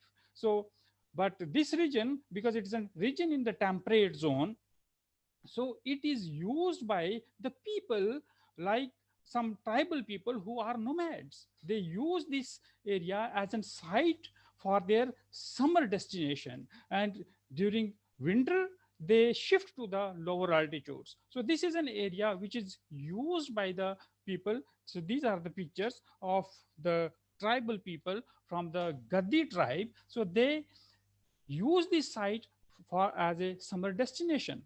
And this whole of the tahsil is having a very wide range of altitude from 821 meters above mean sea level to 4,434 meters above mean sea level. So this is having a very wide range, and they can use this site for as a site of for the grazing, right? So I try to explore that what they know about the medicinal plants and what they are inheriting from their ancestors about the plants. So I got to know that yes, they know they are having a very in-depth knowledge of the medicinal plants and other plants also, and therefore they have selected few, like these 11 species. They have selected these species which can cause one or another problem to their skin. So if you are touching the plants, or if you are rubbing the plant to the skin, the rashes or something like that, it will be irritating your skin. It will be irritating your then the problems can arise out. So they know about the plant. This means that they know about the plant, and I was able to publish my work in the National Journal of Life Science, where I listed these plants that yes, these people, they know about these plants which can cause the problem to their skins. So it is basically and it was an the knowledge they have acquired. It is a hit and trial method. The knowledge acquired by the hit and trial method. But yes, this is obviously ethnobotanical knowledge. Another very interesting thing which I was able to gather is that these people, the tribals, as well as the local people, the villagers, they use these some plants to dye their fabrics, but particularly like the woolen fabric. So this is a woolen blanket. This woolen blanket is having multiple colors. Out of these multiple colors, this black one or the red one color, they are obtained by the plants. So I was able to list 9 plants which they are commonly using to get the dye. So this is an ethnobotany. So I was able to publish this work in the Journal of Ethnobotany, which is the Journal of Society of Ethnobotanists, Lucknow. So these are some small I would say contributions which motivated me towards in jumping in the subject of ethnobotany. So this was the alpha ethnobotany in my life. Another very interesting thing which I want to share with all the dignitaries and the participants of this webinar is that I was also able to enlist 20 different plants which are used in one or another ritual function by the people in that particular area. So even I was able to detect, I was able to know about a plant, Ficus palmate. It is a very simple fig. They use the people of this area, the Bhadrava area, they use the wood of the fig for the cremation of the dead bodies, unless one piece of wood is required there to cremate a human body. So this is something very interesting to be worked out in future for certain scientific, I mean to say the scientific investigation should be carried out, that why the people are doing like this. So these are certain areas which now are open to work. Another very interesting feature which I want to share is that they are the tribals, the villagers of the Himalaya, the mountains, they are really a very good, I will say, they are the wise people, right? So, you know that we are having a plant in the Himalaya, Aconitum heterophyllum, and this Aconitum heterophyllum, it grows along with certain species also. Another very important medicinal plant is Sikkimia larula. Here, this is the Sikkimia larula. The Sikkimia larula is a plant which is used by the leaves of this plant are used for the stomach ache by the people. They eat it to cure the stomach ache. No, literature says that these leaves, they are poisonous. So it was really, it created an interest in me that I should explore that why literature is saying that this is poisonous. Yeah, this is poisonous species. Obviously, this is poisonous species, but the people says when the Aconitum heterophyllum grows in association with the thickets of the Sikkimia larula, then the leaves of this Sikkimia larula should not be eaten for curing any disease, like any problem, or like the stomach ache. So this means that this knowledge, what they are now using, it is an inherited knowledge, inherited from the ancestors. So more scientific investigations are required in such fields. one of my best experiences is about a species known as the Caroloma tuberculata. Okay, this when I was working for CTKDL, I got a paper which was published by Atal et al. In 1980, and in this paper there are these 4 species which are mentioned: Pureria tuberosa, Caroloma tuberculata, Dioscura bilophila, and Dioscura bulbifera. Out of these 4 different species, this Caroloma tuberculata is a rare nowadays. So we generally do not get it easily. I got a herbarium sheet in the Janki Ammal Herbarium of Indian Institute of Integrative Medicine, which was submitted in 2005, and date of collection was written 12/6/2005. And this plant is collected from a nearby area called as Uttar Bani in Jammu. So when I read this paper, Search for of Emergency Food Through Wild Flora of Jammu and Kashmir State, I was curious to know about this plant, Caroloma tuberculata. I explored Uttar Bani area, but this was not there. The plant was not there. Okay, then because in TKDL, it was required that we have to feed the data, whatever is available in literature or whatever is available with the people like the Vads, Hakims, etc., etc. So this was our job to mine the data and feed this data on the database, so that a database can be a complete database can be framed, and this complete database further will be, so that this can be used further for patents or for further research. So I started exploring this area in another portion, right, which was mentioned in this paper, right? This is an area which is on the Indo-Pak border, right? I started exploring this plant in this area, and at that time there was a collaboration of the Ayush with University of Mississippi under the project Center for Research in Indian System of Medicine. Under the aegis of this center, I started exploring this plant in this area, and I got this plant on the slopes, on the sedimentary slope. This is the Caroloma tuberculata, and I was able to publish one of a very important review on the Caroloma. This Caroloma is a very important plant because it suppresses the appetite. As a result, it can be used as an anti-obesity. So what it does, it basically, there are the certain glycosides known as the pregnant glycosides in this plant. These pregnant glycosides, they block the formation of the acetyl coenzyme A, right? And they stop this citrate, they block this citrate lysis. As a result, acetyl coenzyme A is not, it doesn't form, doesn't produce by the body, and ultimately they also block the malonyl coenzyme A. As a result, the fatty acids are not produced by the body, and the already deposited fatty acids in the body, they gets utilized. As a result, it acts as an anti-obesity, and we were able to publish this work in the Journal of Medicinal Food.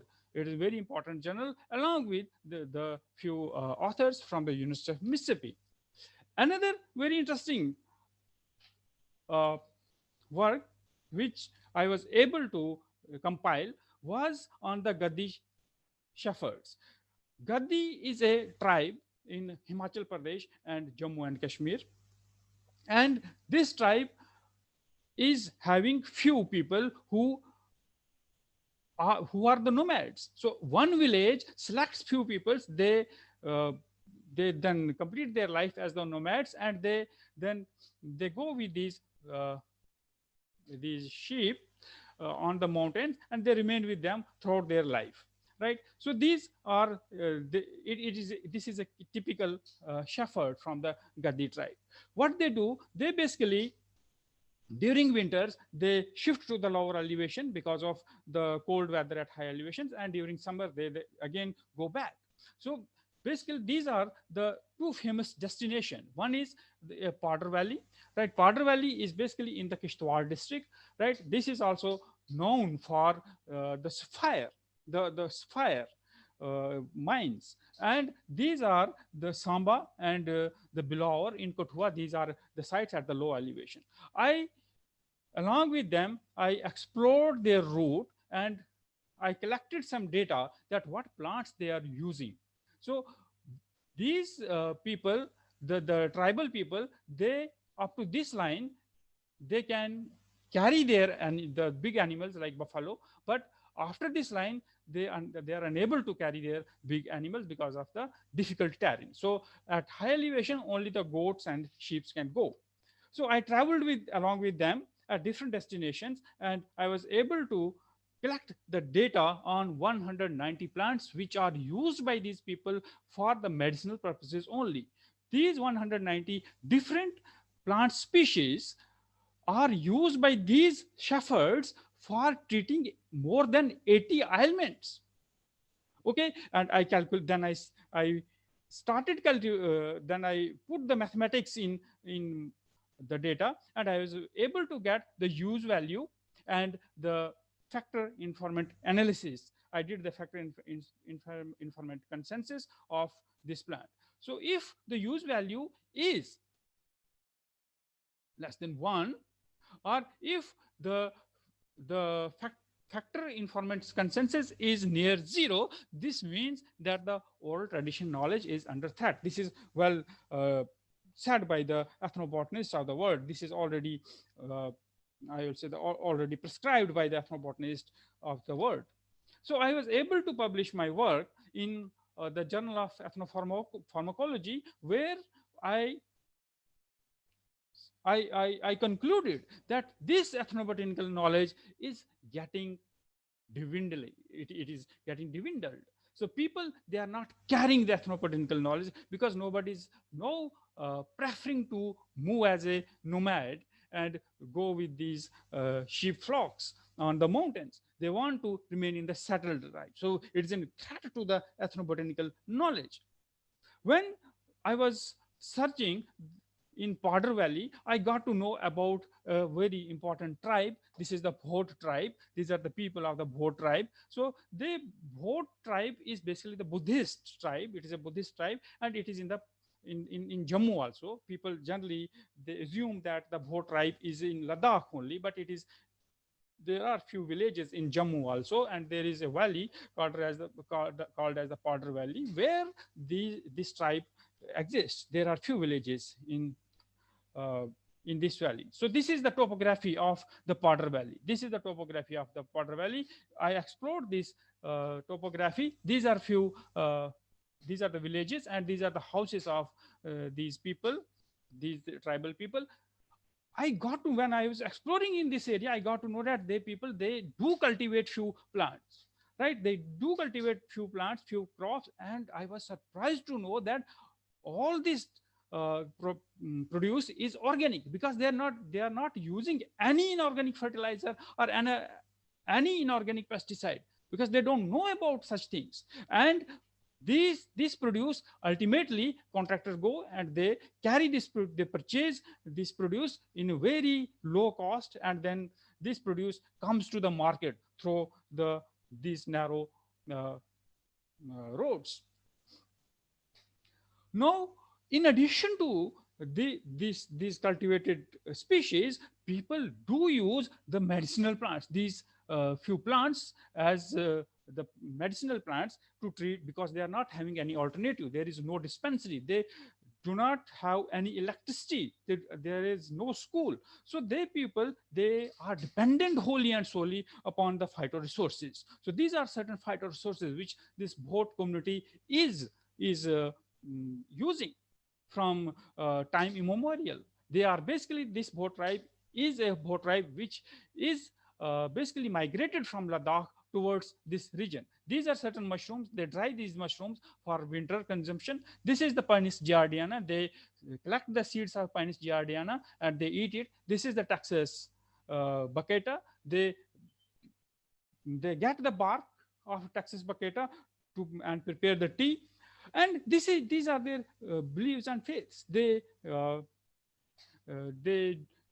having certain gods inscribed on the wood, on the stones, and they are having the great faiths and the beliefs on these gods. This is their lifestyle. So these are the sites which they generally use during hunting, right? This yak is a yak which is known as the ship of the Ladakh. So they use this the Ladakh, this yak for many things, right? This is a trap which is basically made by those people for uh, hunting purpose. So these are certain houses for of these people. They do have the hot springs. So to treat many diseases, they get the dip in these hot springs. So these are the hot springs which remain in the at boiling point around the year.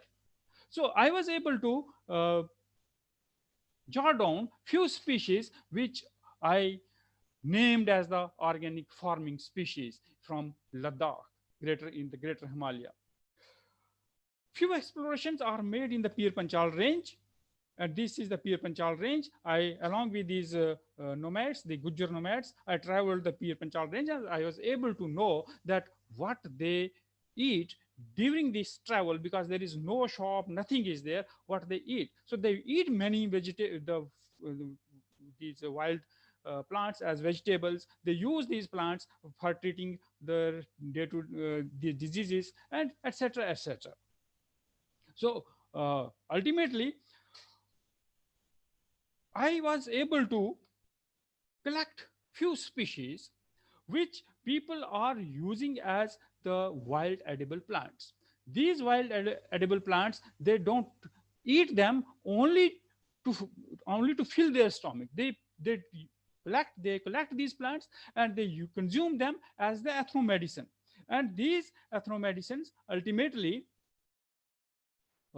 they keep them away from many diseases. The high use value, it is a mathematical indice, high use value was for the Viola odorata and Amaranthus perniciosa. So these are the plants which needs to be further investigated, why the plants are consuming them more. So the high family use values for the polygyny. 5 species of the polygyny they are using, and high factor informant consensus for obesity and fever. So mostly people are using them for treating the obesity and fever. So these are certain things which is basically the beta ethnobotany. This beta ethnobotany means I have jotted down few species using the mathematical indices for further investigations. This is a village of the Bhadrava area where the people are using these plants for eating purpose. So this is the Allium platysphathum. People are collecting it and they store it for their winters, right? This is I will show you the bigger figure. This is basically these are the leaves of the Phagopyrum esculentum. So they dry it in shade. Look that they're drying them in shade. So there is a science behind the ethnobotany. So they dry it in shade, and so that the nutritive value can be stored easily, can be kept easily with the plant, and they consume this during winter. These are few plants which they generally consume as the as ethno food. So another thing which came in my mind, let's see that what is happening to the traditional knowledge when there is the arrival of the modern medicine. So I started working on the foothills of Himalaya, where the facilities are almost good. The modern facilities are almost good, and I talked with the people who are living the villages in the foothills of Himalaya in Shivaliks, and I got to know, yes, the impact, there is a negative impact of modern medicine. People, they are moving towards the modern medicine, they are rushing towards the modern medicine, and they're neglecting the traditional knowledge, which is a threat to we people. I also able to get few compounds which are basically the anti-cancer and immunomodulator out of the wheat grass. you know that people in the northern region of country, in the northern states of the country, they during Navratras they grow the Triticum aestivum, and when they when the Navratras are over, then what they collect these these seedlings, and then they go near to the river, and then they put these seedlings in the river. But when these seedlings are offered to the rivers, they get a small portion out of these seedlings, the tip of this portion, and they eat it. So our interest was to know that what is there in these the tips of these seedlings. So we were able to detect few compounds which are anti-cancerous and immunomodulator, which remain in the tips of these seedlings. But when the plant attains a height of maturity, these compounds, they gets destroyed. We are unable to get the seedlings. So this was a discovery, a step towards the beta ethnobotany from alpha ethnobotany. We also tried to enlist the plants which are used by the people for gastrointestinal ailments. So these plants, we enlisted the plants, we got all the data from the field, and through mathematical competition, we were able to know that people, they use most of the plants for curing the constipations and cramps, or for dysentery. So the plants are used mainly for the digestive problem, the problems of the digestive tract. So these are the plants, these 4 different plants which were having the high use value. I'm sorry, this is UV 0. Somewhere has got cut here. It is 0.7. So these plants, they are used commonly by the people. So further investigations are required.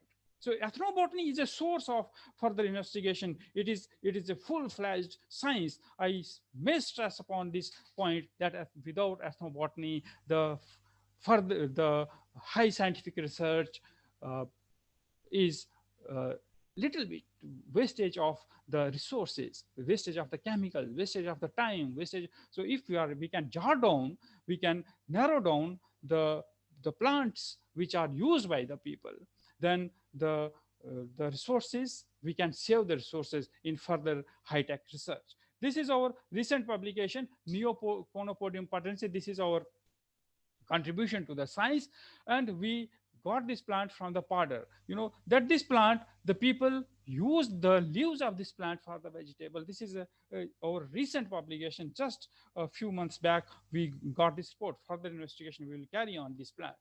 So people also use the plants for the magico-religious in magico-religious mythology in this region.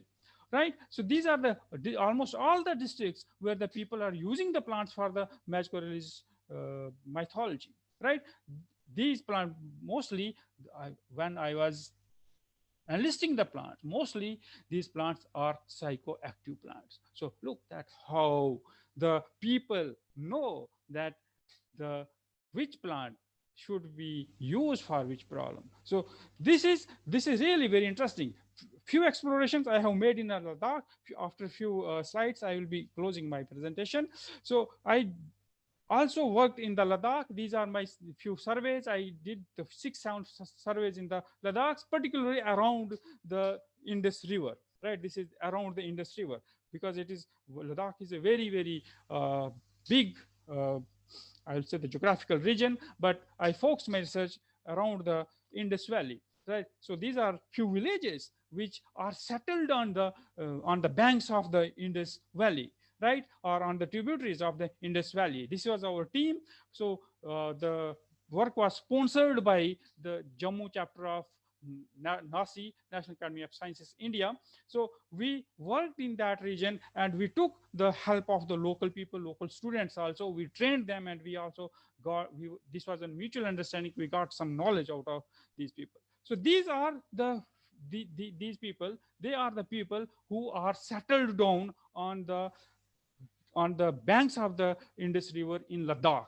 And typical feature of these people is they are not Mongolians. Look, that they are not Mongolians. They are different, and they are having a very beautiful headgears also, right?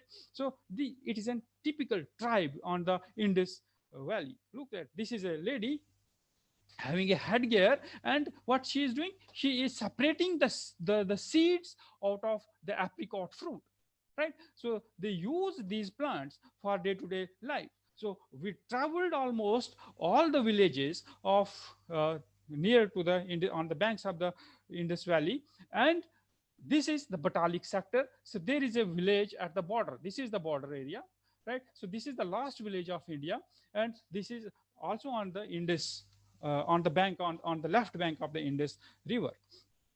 So they do have the sheep, goats, etc., etc. And we in the oasis of this big desert, we got few very important species, Hippopi rhamnoides. Then this is our Phaedra. This is the allium. So they have selected these plants. And we also visited a museum. This is museum, which is a private museum where all the artifacts are kept, the artifacts which people were using during their travel on the Silk Route. So it is very interesting. I was able to conclude, I was able to enlist few plants which are commonly used by these people as wild edible plants, right? These wild edible plants. This plant is very important. Our Honorable Prime Minister last year was emphasizing upon this plant. He said that there is a plant in Ladakh which is known as Sanjeevani. This is that plant. This is Rhodolia. So the people, they use this Rhodolia and they eat this Rhodolia along with the curd, right? This dish is known as tongue tour, right? Basically, it is a bronchodilator, right? So I was also able to enlist the plants which they are cultivating in this region. These are the plants which they are cultivating. They are cultivating the barley, they are cultivating the onion, they are cultivating the pepper, even carrot, phagopyrum, etc., etc. And they are also having the fruit trees. So it was astonishing for me that in Ladakh we are having the good fruit trees like these photographs are from that Indus Valley, right? So apricot is there, and apple is there, walnut is there, grapes are there. They also use they use the plants for the timber. They are having the timber value, and this plant, these fruits, they are of the Physalis acnigeni. This fruit they generally keep on their headgear, these people, right? I'm specifically talking about this tribe only, right? I was able to enlist the fuel woods which the people are using. They don't know about the LPG, etc., etc., and they carry this fuel wood either on these donkeys or on their back to their places. This is a typical tribal village in the region.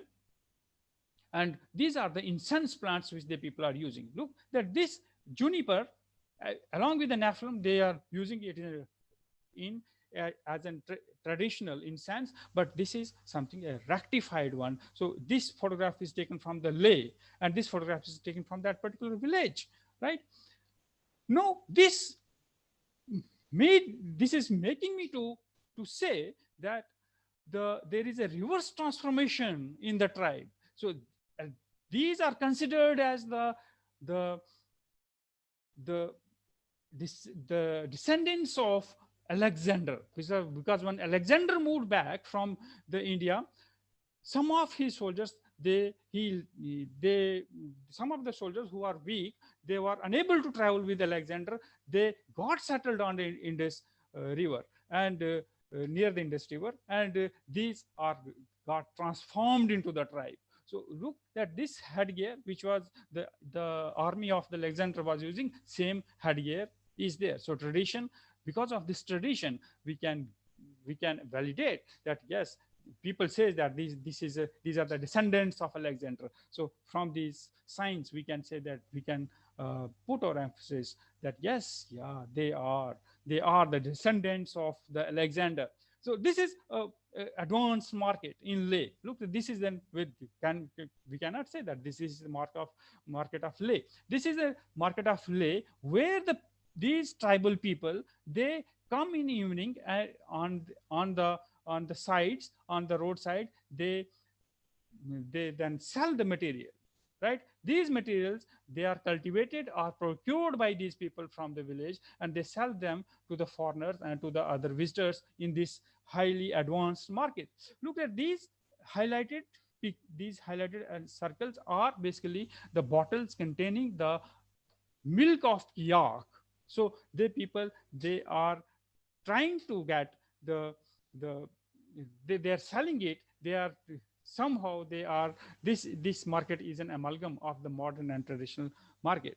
So looking on all these aspects, the main aim for me was to make the awareness about these plants among these tribes. So I made the I have started awareing these plants, the peoples, the tribals, about the medicinal plants and other plants in this region, so that the ethnobotanical knowledge can be saved in future. I also advocate here to publish our research in the Piloni, and because the Piloni is a very good journal. It is an international journal which publishes on 30th of June and 31st of December every year. It publishes all the types of the botanical papers. I prescribe this journal to for the authors that they should publish in this journal. My surveys are based on basically this presentation is based on the surveys conducted in different regions. I highly acknowledge here my research scholars, my teachers, my mentor, and my friends for this presentation. And I'm highly thankful to Professor Pandey, Professor Das for honoring me with the award. Thank you very much. Thank you, Dr. Harish Chandragupt, for excellent presentation. And now we have a first-hand information about the different tribal populations and the plants they are using for different purposes. And you have already mentioned about the Karaluma and other plants which are being used by the tribal populations for in day-to-day life. So on behalf of the members of the East Himalayan Society for Spermatophyte taxonomy, I congratulate you, and I invite all the participants to give him a big hand. Thank you very much, sir. Thank you. Thank you, Dr. Dutt. Thank you very much, sir. Now we have the last presentation by a young scholar, Dr. Nilofer Sheikh, who is the recipient of the Arun Pander Biodiversity Medal. In fact, this medal was instituted by Dr. Ajmal Ali, who is presently Associate Professor in the King Saud University in Saudi Arabia, and he contributed money for instituting the medal. He, in fact, worked under my guidance for his PhD, and it is a great pleasure and honor for me and privilege that I am decorating this to a young taxonomist, a young botanist, Dr. Nilofer Sheikh, who has contributed a lot in the field of systematics, evolutionary biology, and taxonomy. I will read the citation briefly. Dr. Nilofer Sheikh is presently working as Assistant Professor of Botany, Department of Vishwanath College in Assam. She holds a PhD degree in the field of systematic botany from Northeastern Hill University, Shillong, and I know that she has jointly worked under Professor Yogen Kumar and Professor Arvind Mishra in Nehu. She worked as a research assistant in Resource Center for Sustainable and Development, and also on biodiesel prospects in Kamrup district. She was also associated as a project fellow in the project for university with potential for excellence. And that was the identification, processing of e-herbaria, computer-aided storage and retrieval system, establishment of gene bank for herbaceous flora of Meghalaya. That was funded by the UGC. Her core research area in the field of plant systematics, including taxonomy, classification, ethnobotany, and molecular phylogeny. She has published 19 research papers in the journals of repute, both internationally and nationally. And she has also a book entitled An Approach Towards Systematic Studies of Meghalayan Diascorea, Diascoriaceae, Northeast India. She has been associated as a natural member of East Himalayan Society for Spermatophyte Taxonomy since 2009. And presently she is working with diversity and mutation breeding of some wild Diascorea, Protalaria, Icomia, and Oryza species in Northeast India. With this brief introduction, I have great pleasure in decorating her with Arun Pandey Biodiversity Medal, and now I invite her to deliver her award lecture. Nilofer. Thank you very much, sir. Actually, sir, I was just mesmerized by seeing the slides of Harish Chandragupt, sir. So I forgot that I also have to give a lecture. So it was really very nice. And sir, you were always have been an inspiration for me. You and AP Das, sir, both of you. So, sir, I will start with my presentation.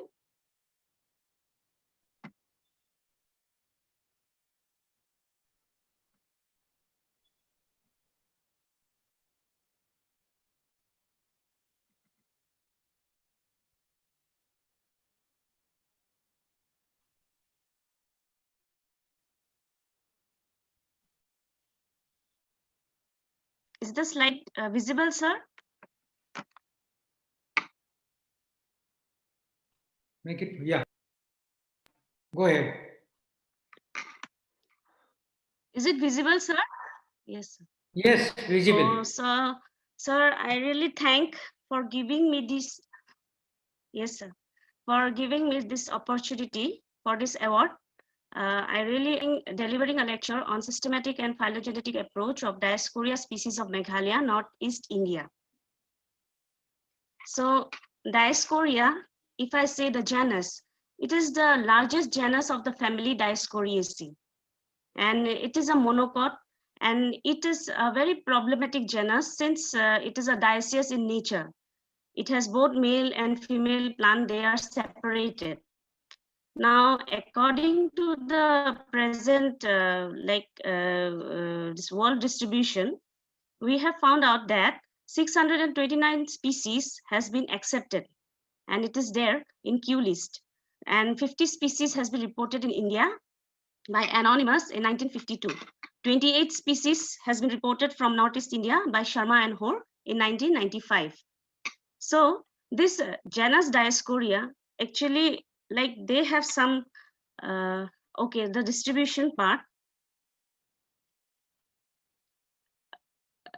First of all, like it is a pan-tropical genus, like tropical and subtropical regions, and it is naturally occurring in Southeast Asia. As you can see the distribution of this, Africa, Australia, and tropical America. And the center of origin of this Diascorea genus is Indo-Malayan region. There are also secondary center of distribution of the species. This is India, Burma, Malaya, and other parts of Southeast Asia.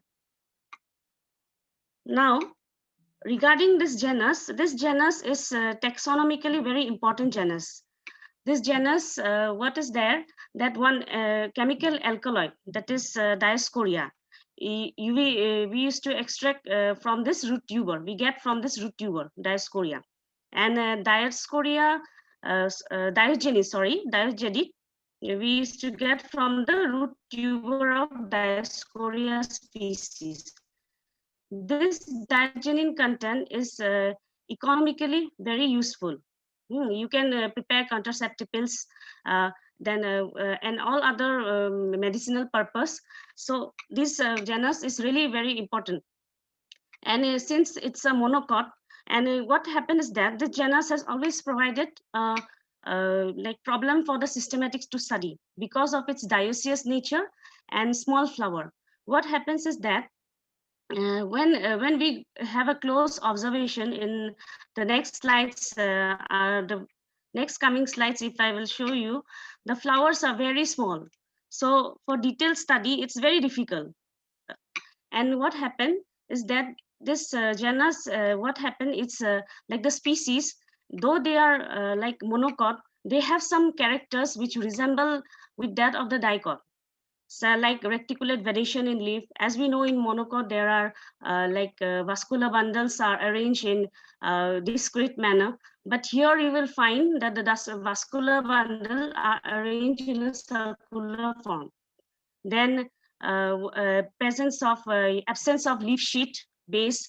Then all these are some characters which make them primitive. This genus is regarded as a primitive genus. Some of the ethnobotanical uses of this Dioscorea species are listed here. As you can see here, all these are the uses. Out of the 629 species, 660 species are edible.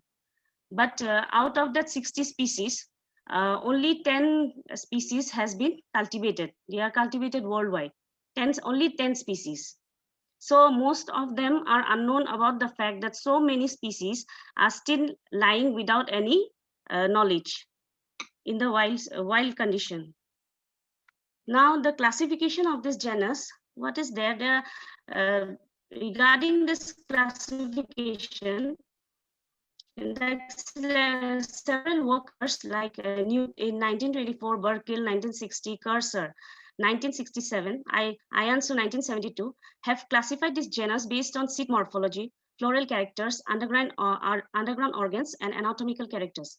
Wilkin et al. In 2005 reconstructed phylogenetic relationship of 67 Dioscorea taxa of Madagascar based on chloroplast RBCL and METK gene data. Then based on their tuning stem, that is the tuning direction, compound leaf, underground organ morphology, and seed character, Prain Burkill in 1936-1938 divided the Asian Dioscorea species into 9 sections.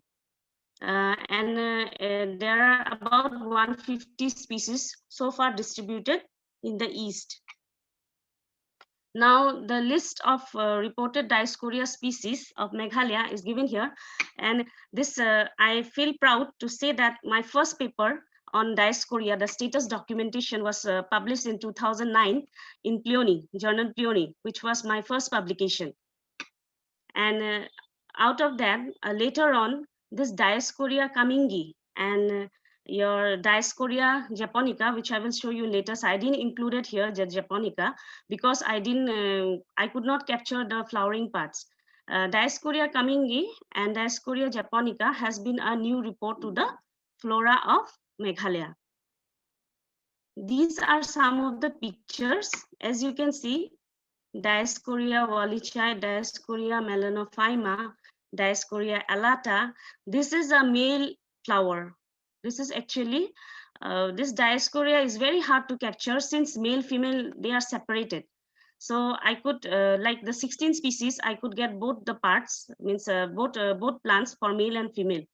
This is Dioscorea alata. Just see the flower of the male flower. It's very small. This is Sikkimensis, and this is the alata. This is the female flower, female plant. So, and there are a lot of variation in this genus, and like it might vary even a difference in a distance of places also. Lot of variation you can find in this genus.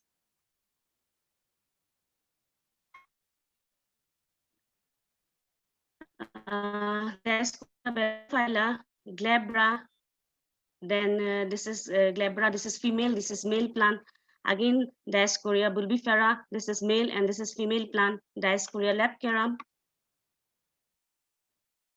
Dioscorea pentaphylla. Dioscorea pubera. Again, male and female plant. This is Kamingi. What I was saying is that this Dioscorea Kamingi is a new report to the flora of Meghalaya, Dioscorea esculenta and Dioscorea japonica. Actually, japonica, I couldn't find the floral parts. So what I have done is that I have done the molecular analysis, and from the analysis, what I have got is that when I did your blast analysis, it was showing 100% hit with japonica. So I considered it as a Dioscorea japonica to be identified without having any flower parts and all. Okay, morphological character for studies. Now, underground tubers. The underground tubers or rhizome usually varies in size and shape. Average 1 to 3 kg, sometimes reaching up to 20 kg or more. Color of the skin of the tuber varies from gray, brown, or nearly black. Flesh color also varies from white, orange, purple, or yellowish white, etc. Now you can see here all the pictures of this tuber, underground tuber. This is Dioscorea alata. And like here in Northeast India, we usually have this Dioscorea, alata, bulbifera, esculenta. All these species are edible. And some, they are like wild species, which are like after some species after boiling, they remove their toxicity and can be consumed. So like this, these underground tubers are also taxonomically important characters, which can be implemented for our studies or identification. Now, stem. Now another morphological character which we have included is stem. Now stem twinning direction is either right or left. This is a very important character of this genus. The twinning habit of their stem is either right or left. Presence or absence, this is the twinning habit, left twinning. As you can see in the picture, this is the right twinning. So presence and absence of hairs or prickles. Then stem color, either green, purplish green, or brownish green. As you can see, stem variation. This is Dioscorea alata. See the stem, actually they are winged. So these characters also we can include if we have a close observation of the species. Now this is the prickle, as in Dioscorea pentaphylla. This is hairs. Actually, this picture is not that clear, but this Dioscorea pubera, the whole plant is pubescent. Presence of minute numerous hairs are present in the plant. Bulbils. Now, bulbils is also an important characteristic of this genus, and we can include this bulbil as an important taxonomic character. Bulbils, they ranges from gray to brown, dark brown color, and they are either liver shaped, angular, spheroidal, or rounded to irregular. Can you see? Yeah, this is Dioscorea oppositifolia, Belophylla bulbils. This is pubera. This is melanophyma.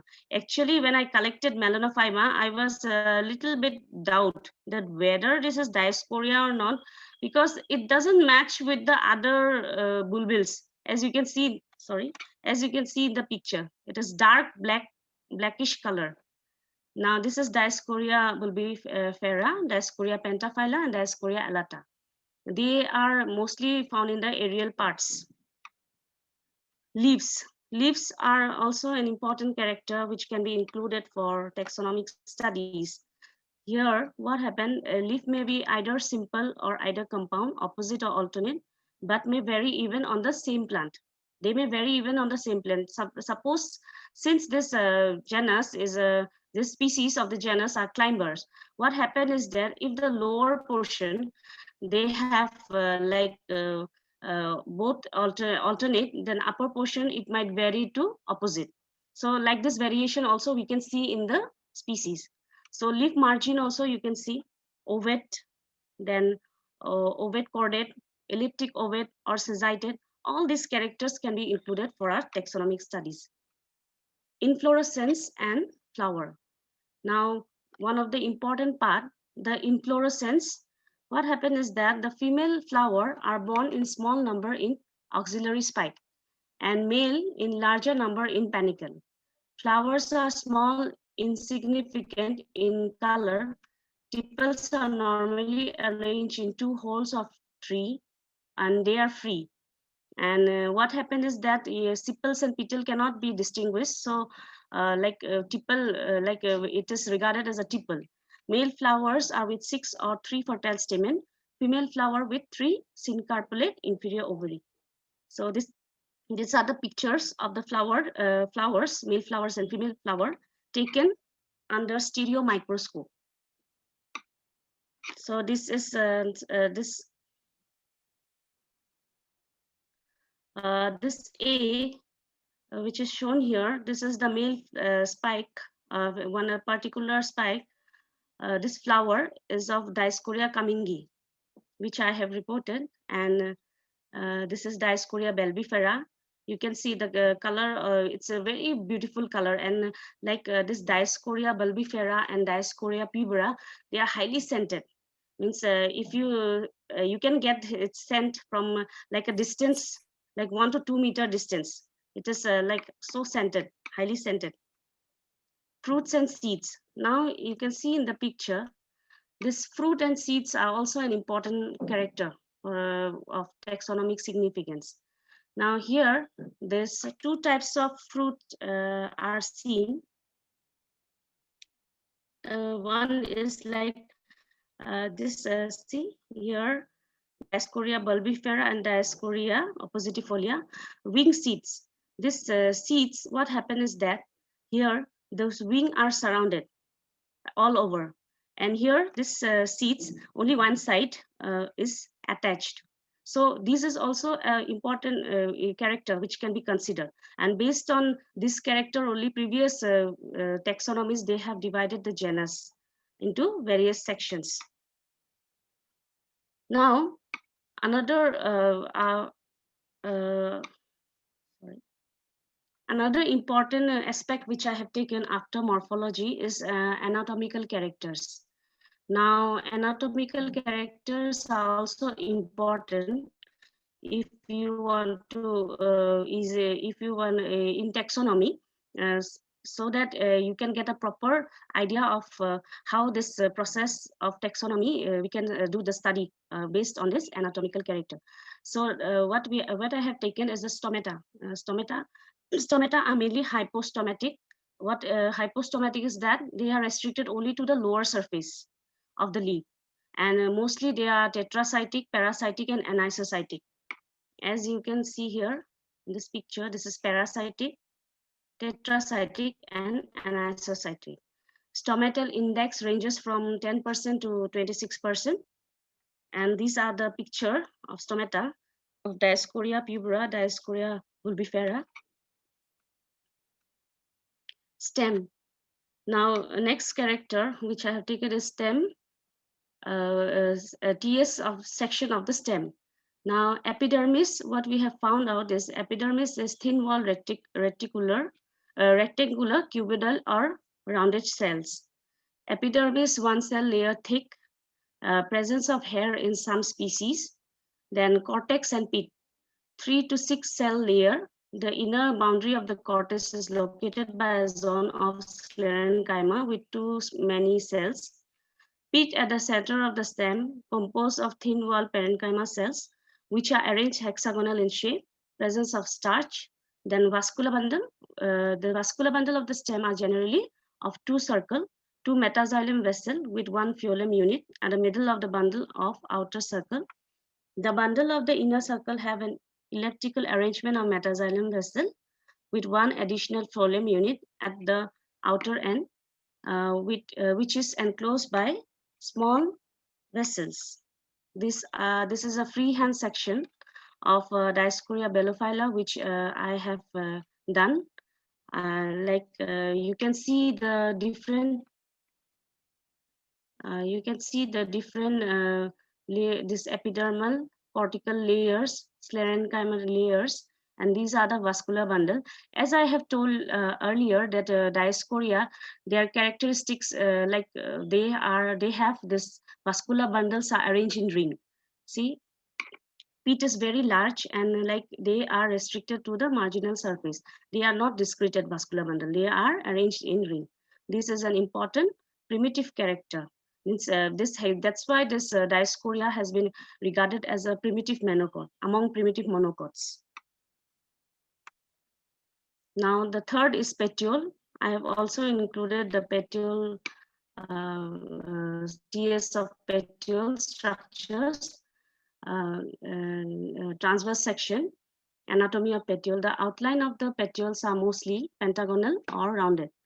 Epidermis of the petioles are either rectangular, cuboidal, and circular or pentagonal. Cortex is composed of collenchymatous and chlorenchymatous cell. Vascular bundles are arranged in ring and is basically collateral.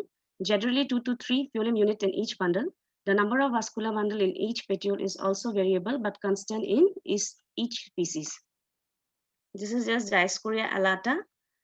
These are rich, and you can see the enlarged view. This is my publication in Bangladesh Journal of Plant Taxonomy. This foliar epidermal stem and petiole anatomy of Meghalayan Dioscorea and its implication and its systematic implication. This was published in 2017. Now the next characters which I have taken off is of palynology. So palynology character which I have included are number of pollen aperture, length and width of aperture, Sezine stratification, exine orientation, orbicle shape and diameter. Actually, this is the same photograph of the pollen. This orbicule, actually this orbicule is nothing but a nutritive layer, which is they develop, they give a nutrition to the developing pollen. And here, I didn't give a separate photographs of this orbicule. I will show you this orbicle shape is also considered as a taxonomic character. So I have included that, and in all the species I have found this orbicule was present. Now morphometric analysis. What I have done is that after all the detailed studies, all the characters which I have taken,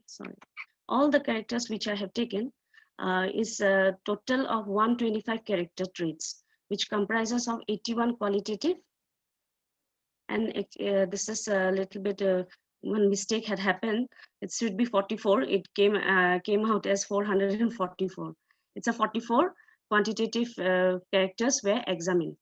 Now for the quantitative, here also same problem. Actually, it's 44 characters. Species mean for 44 quantitative characters were done with one-way analysis of variance. Multiple test range were performed to identify groups of species mean for each character. All tests were performed using Stratigraphic Centurion 14 version 16. Then PCA and cluster analysis using Excel Stat 2013 was performed in order to generate eigenvalue, percentage of variation, and correlation metric, and also to identify the most significant rate used in the data set. Now these are the this is the table of qualitative morphological characters which I have included with a detailed observation of the plant species. These are like trait acronym characters and descriptors, score codes, and descriptor codes. Like suppose for twinning direction, I have given code 1 and code 2. Likewise, like 54 qualitative characters for morphology I have taken. The next quantitative morphological characters. What I have done is that I have taken this measurable quantities, and I have done with one-way ANOVA analysis of variance. Species mean I have taken out, and then I have given the code of this quantitative characters. This is the research publication for morphological characterization of Meghalayan Dioscorea species of Northeast India, which was published in Journal of Agriculture, Science and Technology. And this next table which I have taken is more anatomical characters. The anatomical characters mainly all this number of parasitic, number of anisocytic stomata, number of tetracytic, all these characters I have taken for morphometric analysis. The third one, this penological characters, this which I have told you, the exine orientation, number of pollen aperture, orbicle types, all these I have included. Now, this is the PCA run, PCA result, principal component analysis. Actually, this principal component analysis, why we have done is to reduce the data, and like only that specific principal data will they will give the hits, so that only the specific characters will be, that those variable characters can only be considered. So like here, the stem tuning direction, so it's given in bold. This stem, glabrous or pubescent, all these character, they are showing variation. This is the characters, and this is the dendrogram which I have made from combined characters of all morphology, anatomy, and penological characters. Now, as you can see here, this is Trichopus zeylanicus. This one is used as an outgroup. This is an allied genera of Dioscorea. Now, here, this Enantiophyllum, this actually the 16 Dioscorea species which I have recorded from Meghalaya falls under 4 sections. This 4 sections are Combilium, Lesiophyton, Opsophyton, and Enantiophyllum. And what I have got is that here 3 main clusters are found. Sorry.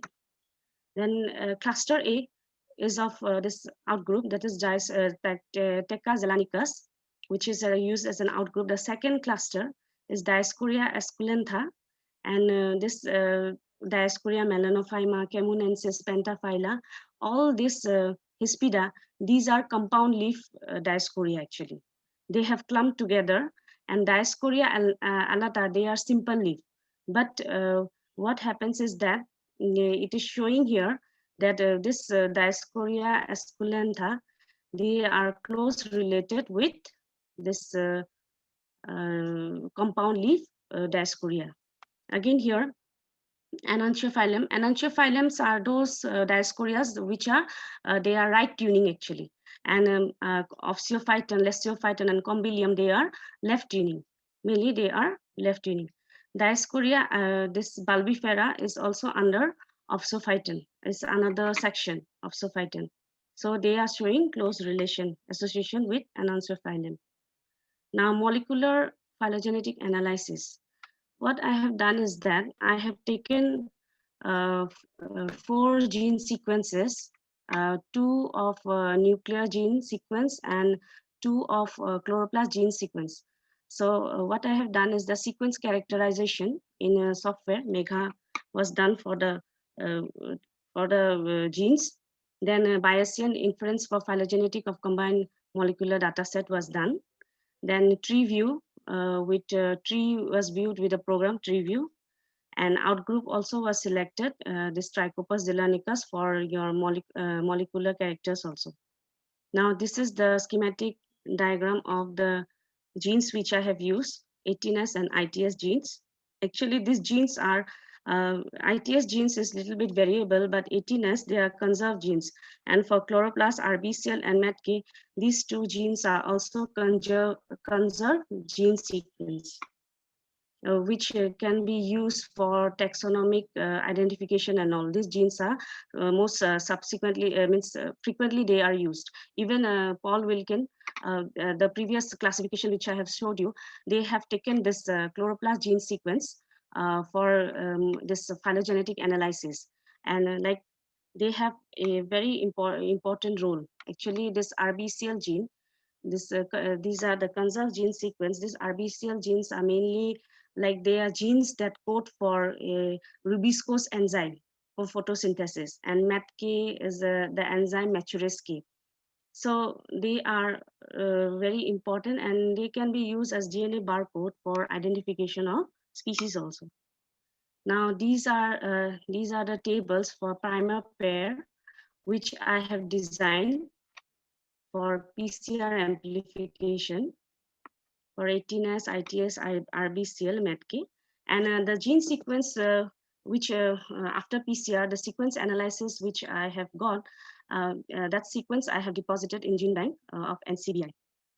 Now, this is a paper on Indian Journal of Genetics based on molecular characterization and a phylogenetic assessment of few Dioscorea species of Northeast India, which was published in 2019.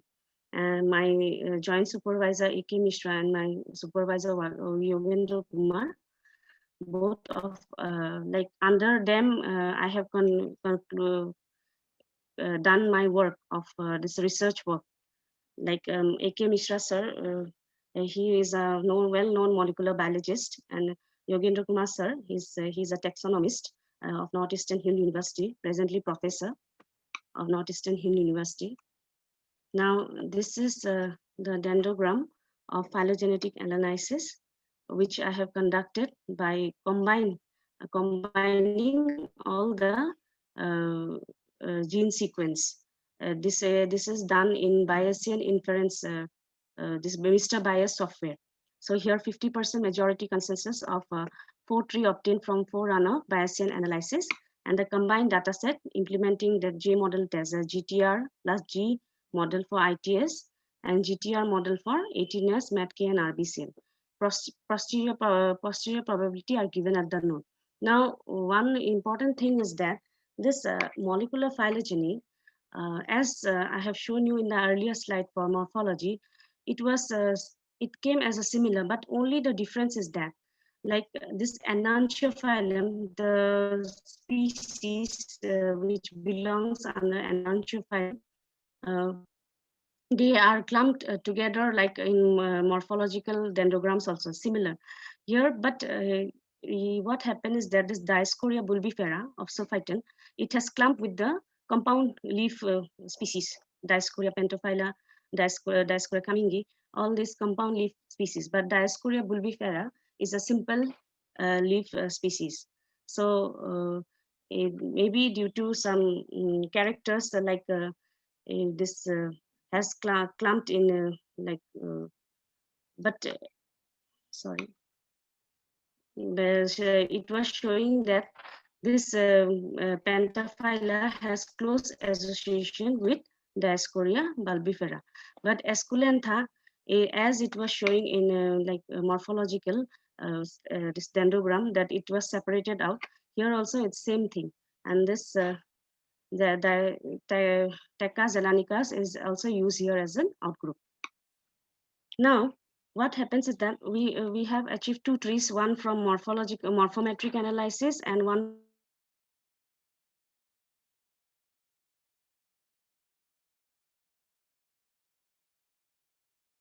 there is no such difference in the tree. It came out as similar, and it was this resemblance. There were resemblance in both the trees.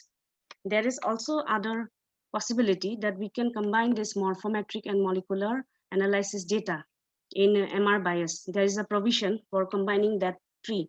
So what I have done is that and molecular data and observe under tree view.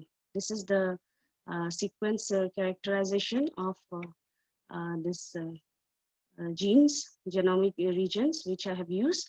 These are conserved site, variable site, partial informatic sites. All these are characterization of gene sequence of 4 genes, all the 4 genes.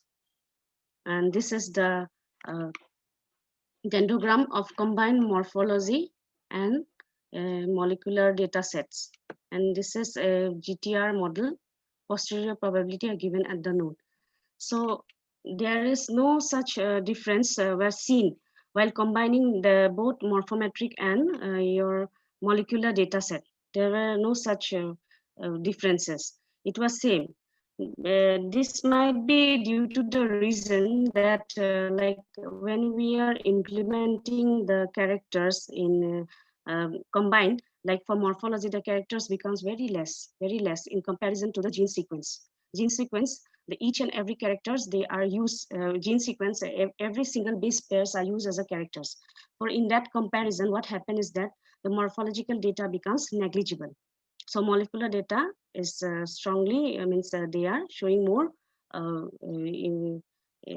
what to say, resemblance, molecular resemblance. So now, to my knowledge, what I want to say is that, like, I have done both morphology and molecular based study, both I have done.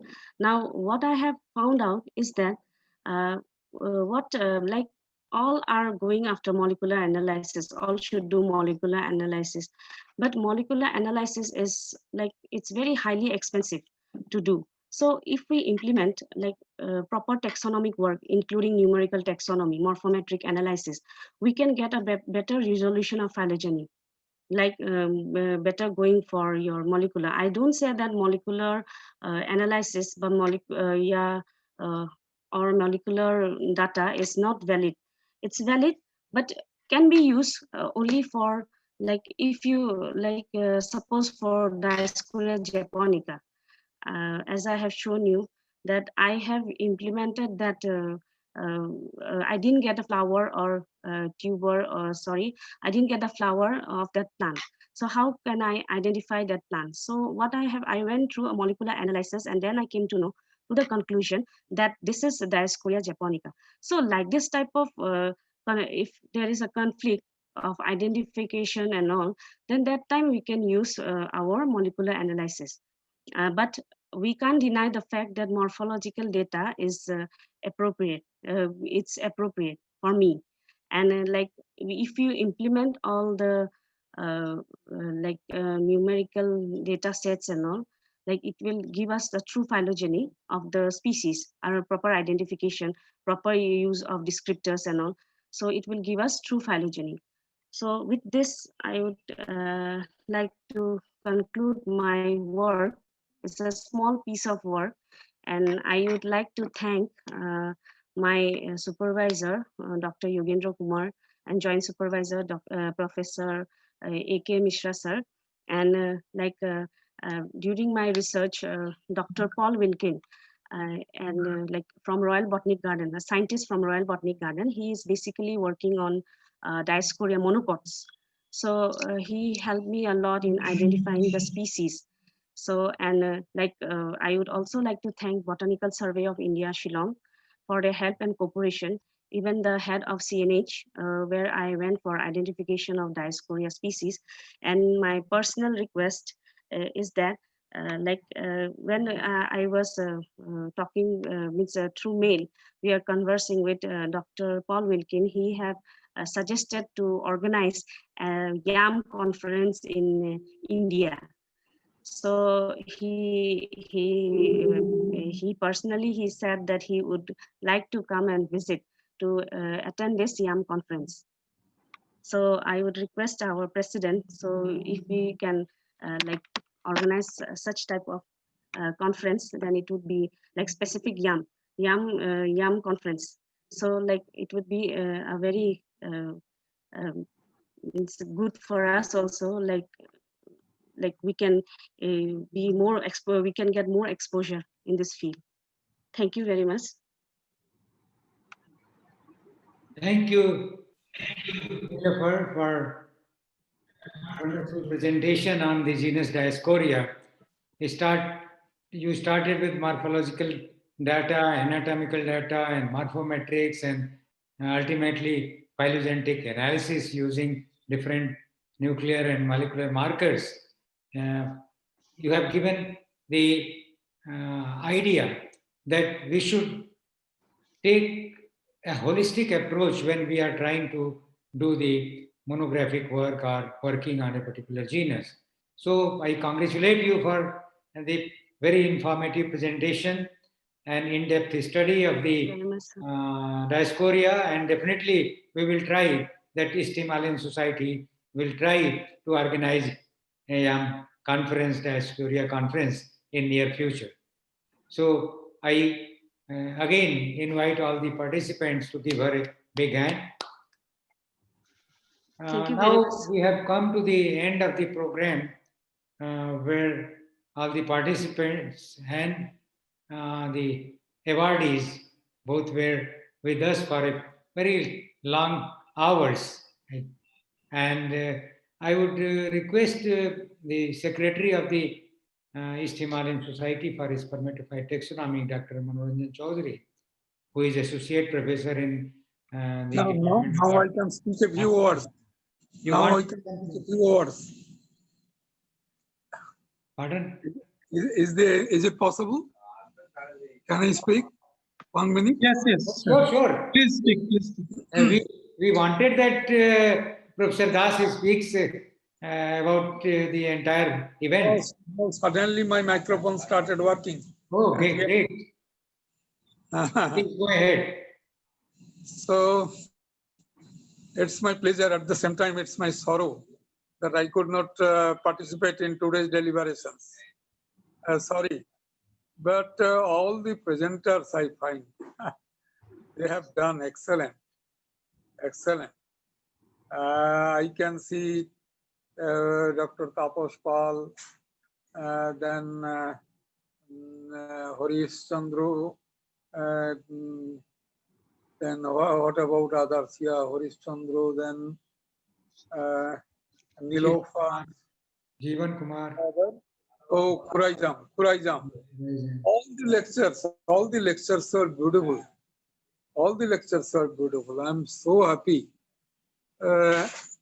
I'm having one, I need to express sorrow for you, the medalists, because medals are at my Calcutta residence. Let me return from the hospital, then immediately I shall send the medals to you. Also, I shall get the printed copy of the certificate that will be also sent to your given address. So now we shall wait for the next years. Of course, we are having one thing left. That is our one memorial lecture is left. We will organize before December. Yeah, before December we have to organize that. Organize. Yeah. So with that we shall complete this year's version. Yeah. And at the same time, I request all members, all guests to contribute article for the December issue of Bio. Okay, thank you, President. Continue. Thank you. Now, Dr. Manoranjan Chaudhary is secretary of the EHSST. I would request him to extend vote of thanks to the awardees and the participants. Okay, thank you, sir. Good evening, everyone. We are at the end of this 2 days award giving webinar that we are able to organize with the help of our President, Sir Professor A.K. Pandey, the Honorable Vice Chancellor of Mansarovar Global University, with associated with East Himalayan Society for Spermatophite Taxonomy. And also I would like to thank our founder, secretary and executive editors, Professor A.P. Das, who is unfortunately COVID positive, though he is still very active, and from hospital he is looking after all the things. Thank you, sir, for your kind presence and your initiatives along with the Professor Pandey, sir. I also like to thank all the members from all categories of EHSST for their kind cooperations and help, and also publishing their articles with us time to time. And as Professor Das already requested you, please communicate your articles for our December issue. We also special thanks to Professor Todd Vistucci for his kind presence in our this 2 days webinar, and his presence is really special for us and enlightened us. Regarding the awardee, I on behalf of EHSST and Mansarovar Global University, I congratulate all the awardees Professor Santosh Nampi, who have received TODAF STUSI medal, Dr. T.K. Paul, who received that TM Hainuata medal, Dr. J.S. Khai Reizum, CSR NVRI, who received Professor A.P. Das medal, Dr. Harish Das of University of Jammu, who have received the Badal Datta Award, and Dr. Nilofar Sheikh of Biswanath College, who have received the Professor Arun Kumar Pandey medal. And I really thankful to them for their nice presentations, and that all the presentations are very much informative, useful for us. And thank you for your such valuable presentations. At the end, I would like to convey my heartfelt thanks to all the participants of this webinar, whose presence is really encourage us to complete this session. After this BSI conference at Shillong, this pandemic situation, somehow we have arranged this deliberation, and in future we will definitely arrange the such international or national level seminar on behalf of our society in future. At that time, we have again meet with all. Thank you very much for this presence in this webinar. Thank you, sir. Now I over to President, sir. Thank you, Professor Chaudhary. Now we have come to the end of the 2 days deliberations. On behalf of the Chancellor of Mansarovar Global University, Mrs. Manjula Tiwari, Pro-Chancellor Engineer Gaurav Tiwari, on my own behalf and on behalf of the East Himalayan Society for Spermatophile Taxonomy, I congratulate all the recipients of different medals for excellent presentation, and also to all the participants who were with us starting from the beginning of the program till now. So thank you all, and we are looking forward to meet you all again in 2021 for the conference and medal award lectures, and we hope that we will be meeting physically in the conference in some university or some institution. Thank you very much, and especially I'm thankful to Mr. A.P. Das, who despite his ill health, he actively participated in the program. Thank you very much, and all the best. My microphone was giving trouble, otherwise. Okay, thank you. Thank you. Thank Now you. we close the program. Okay, thank you. This microphone টা শেষ মুহূর্তে এসে ঠিক হলো।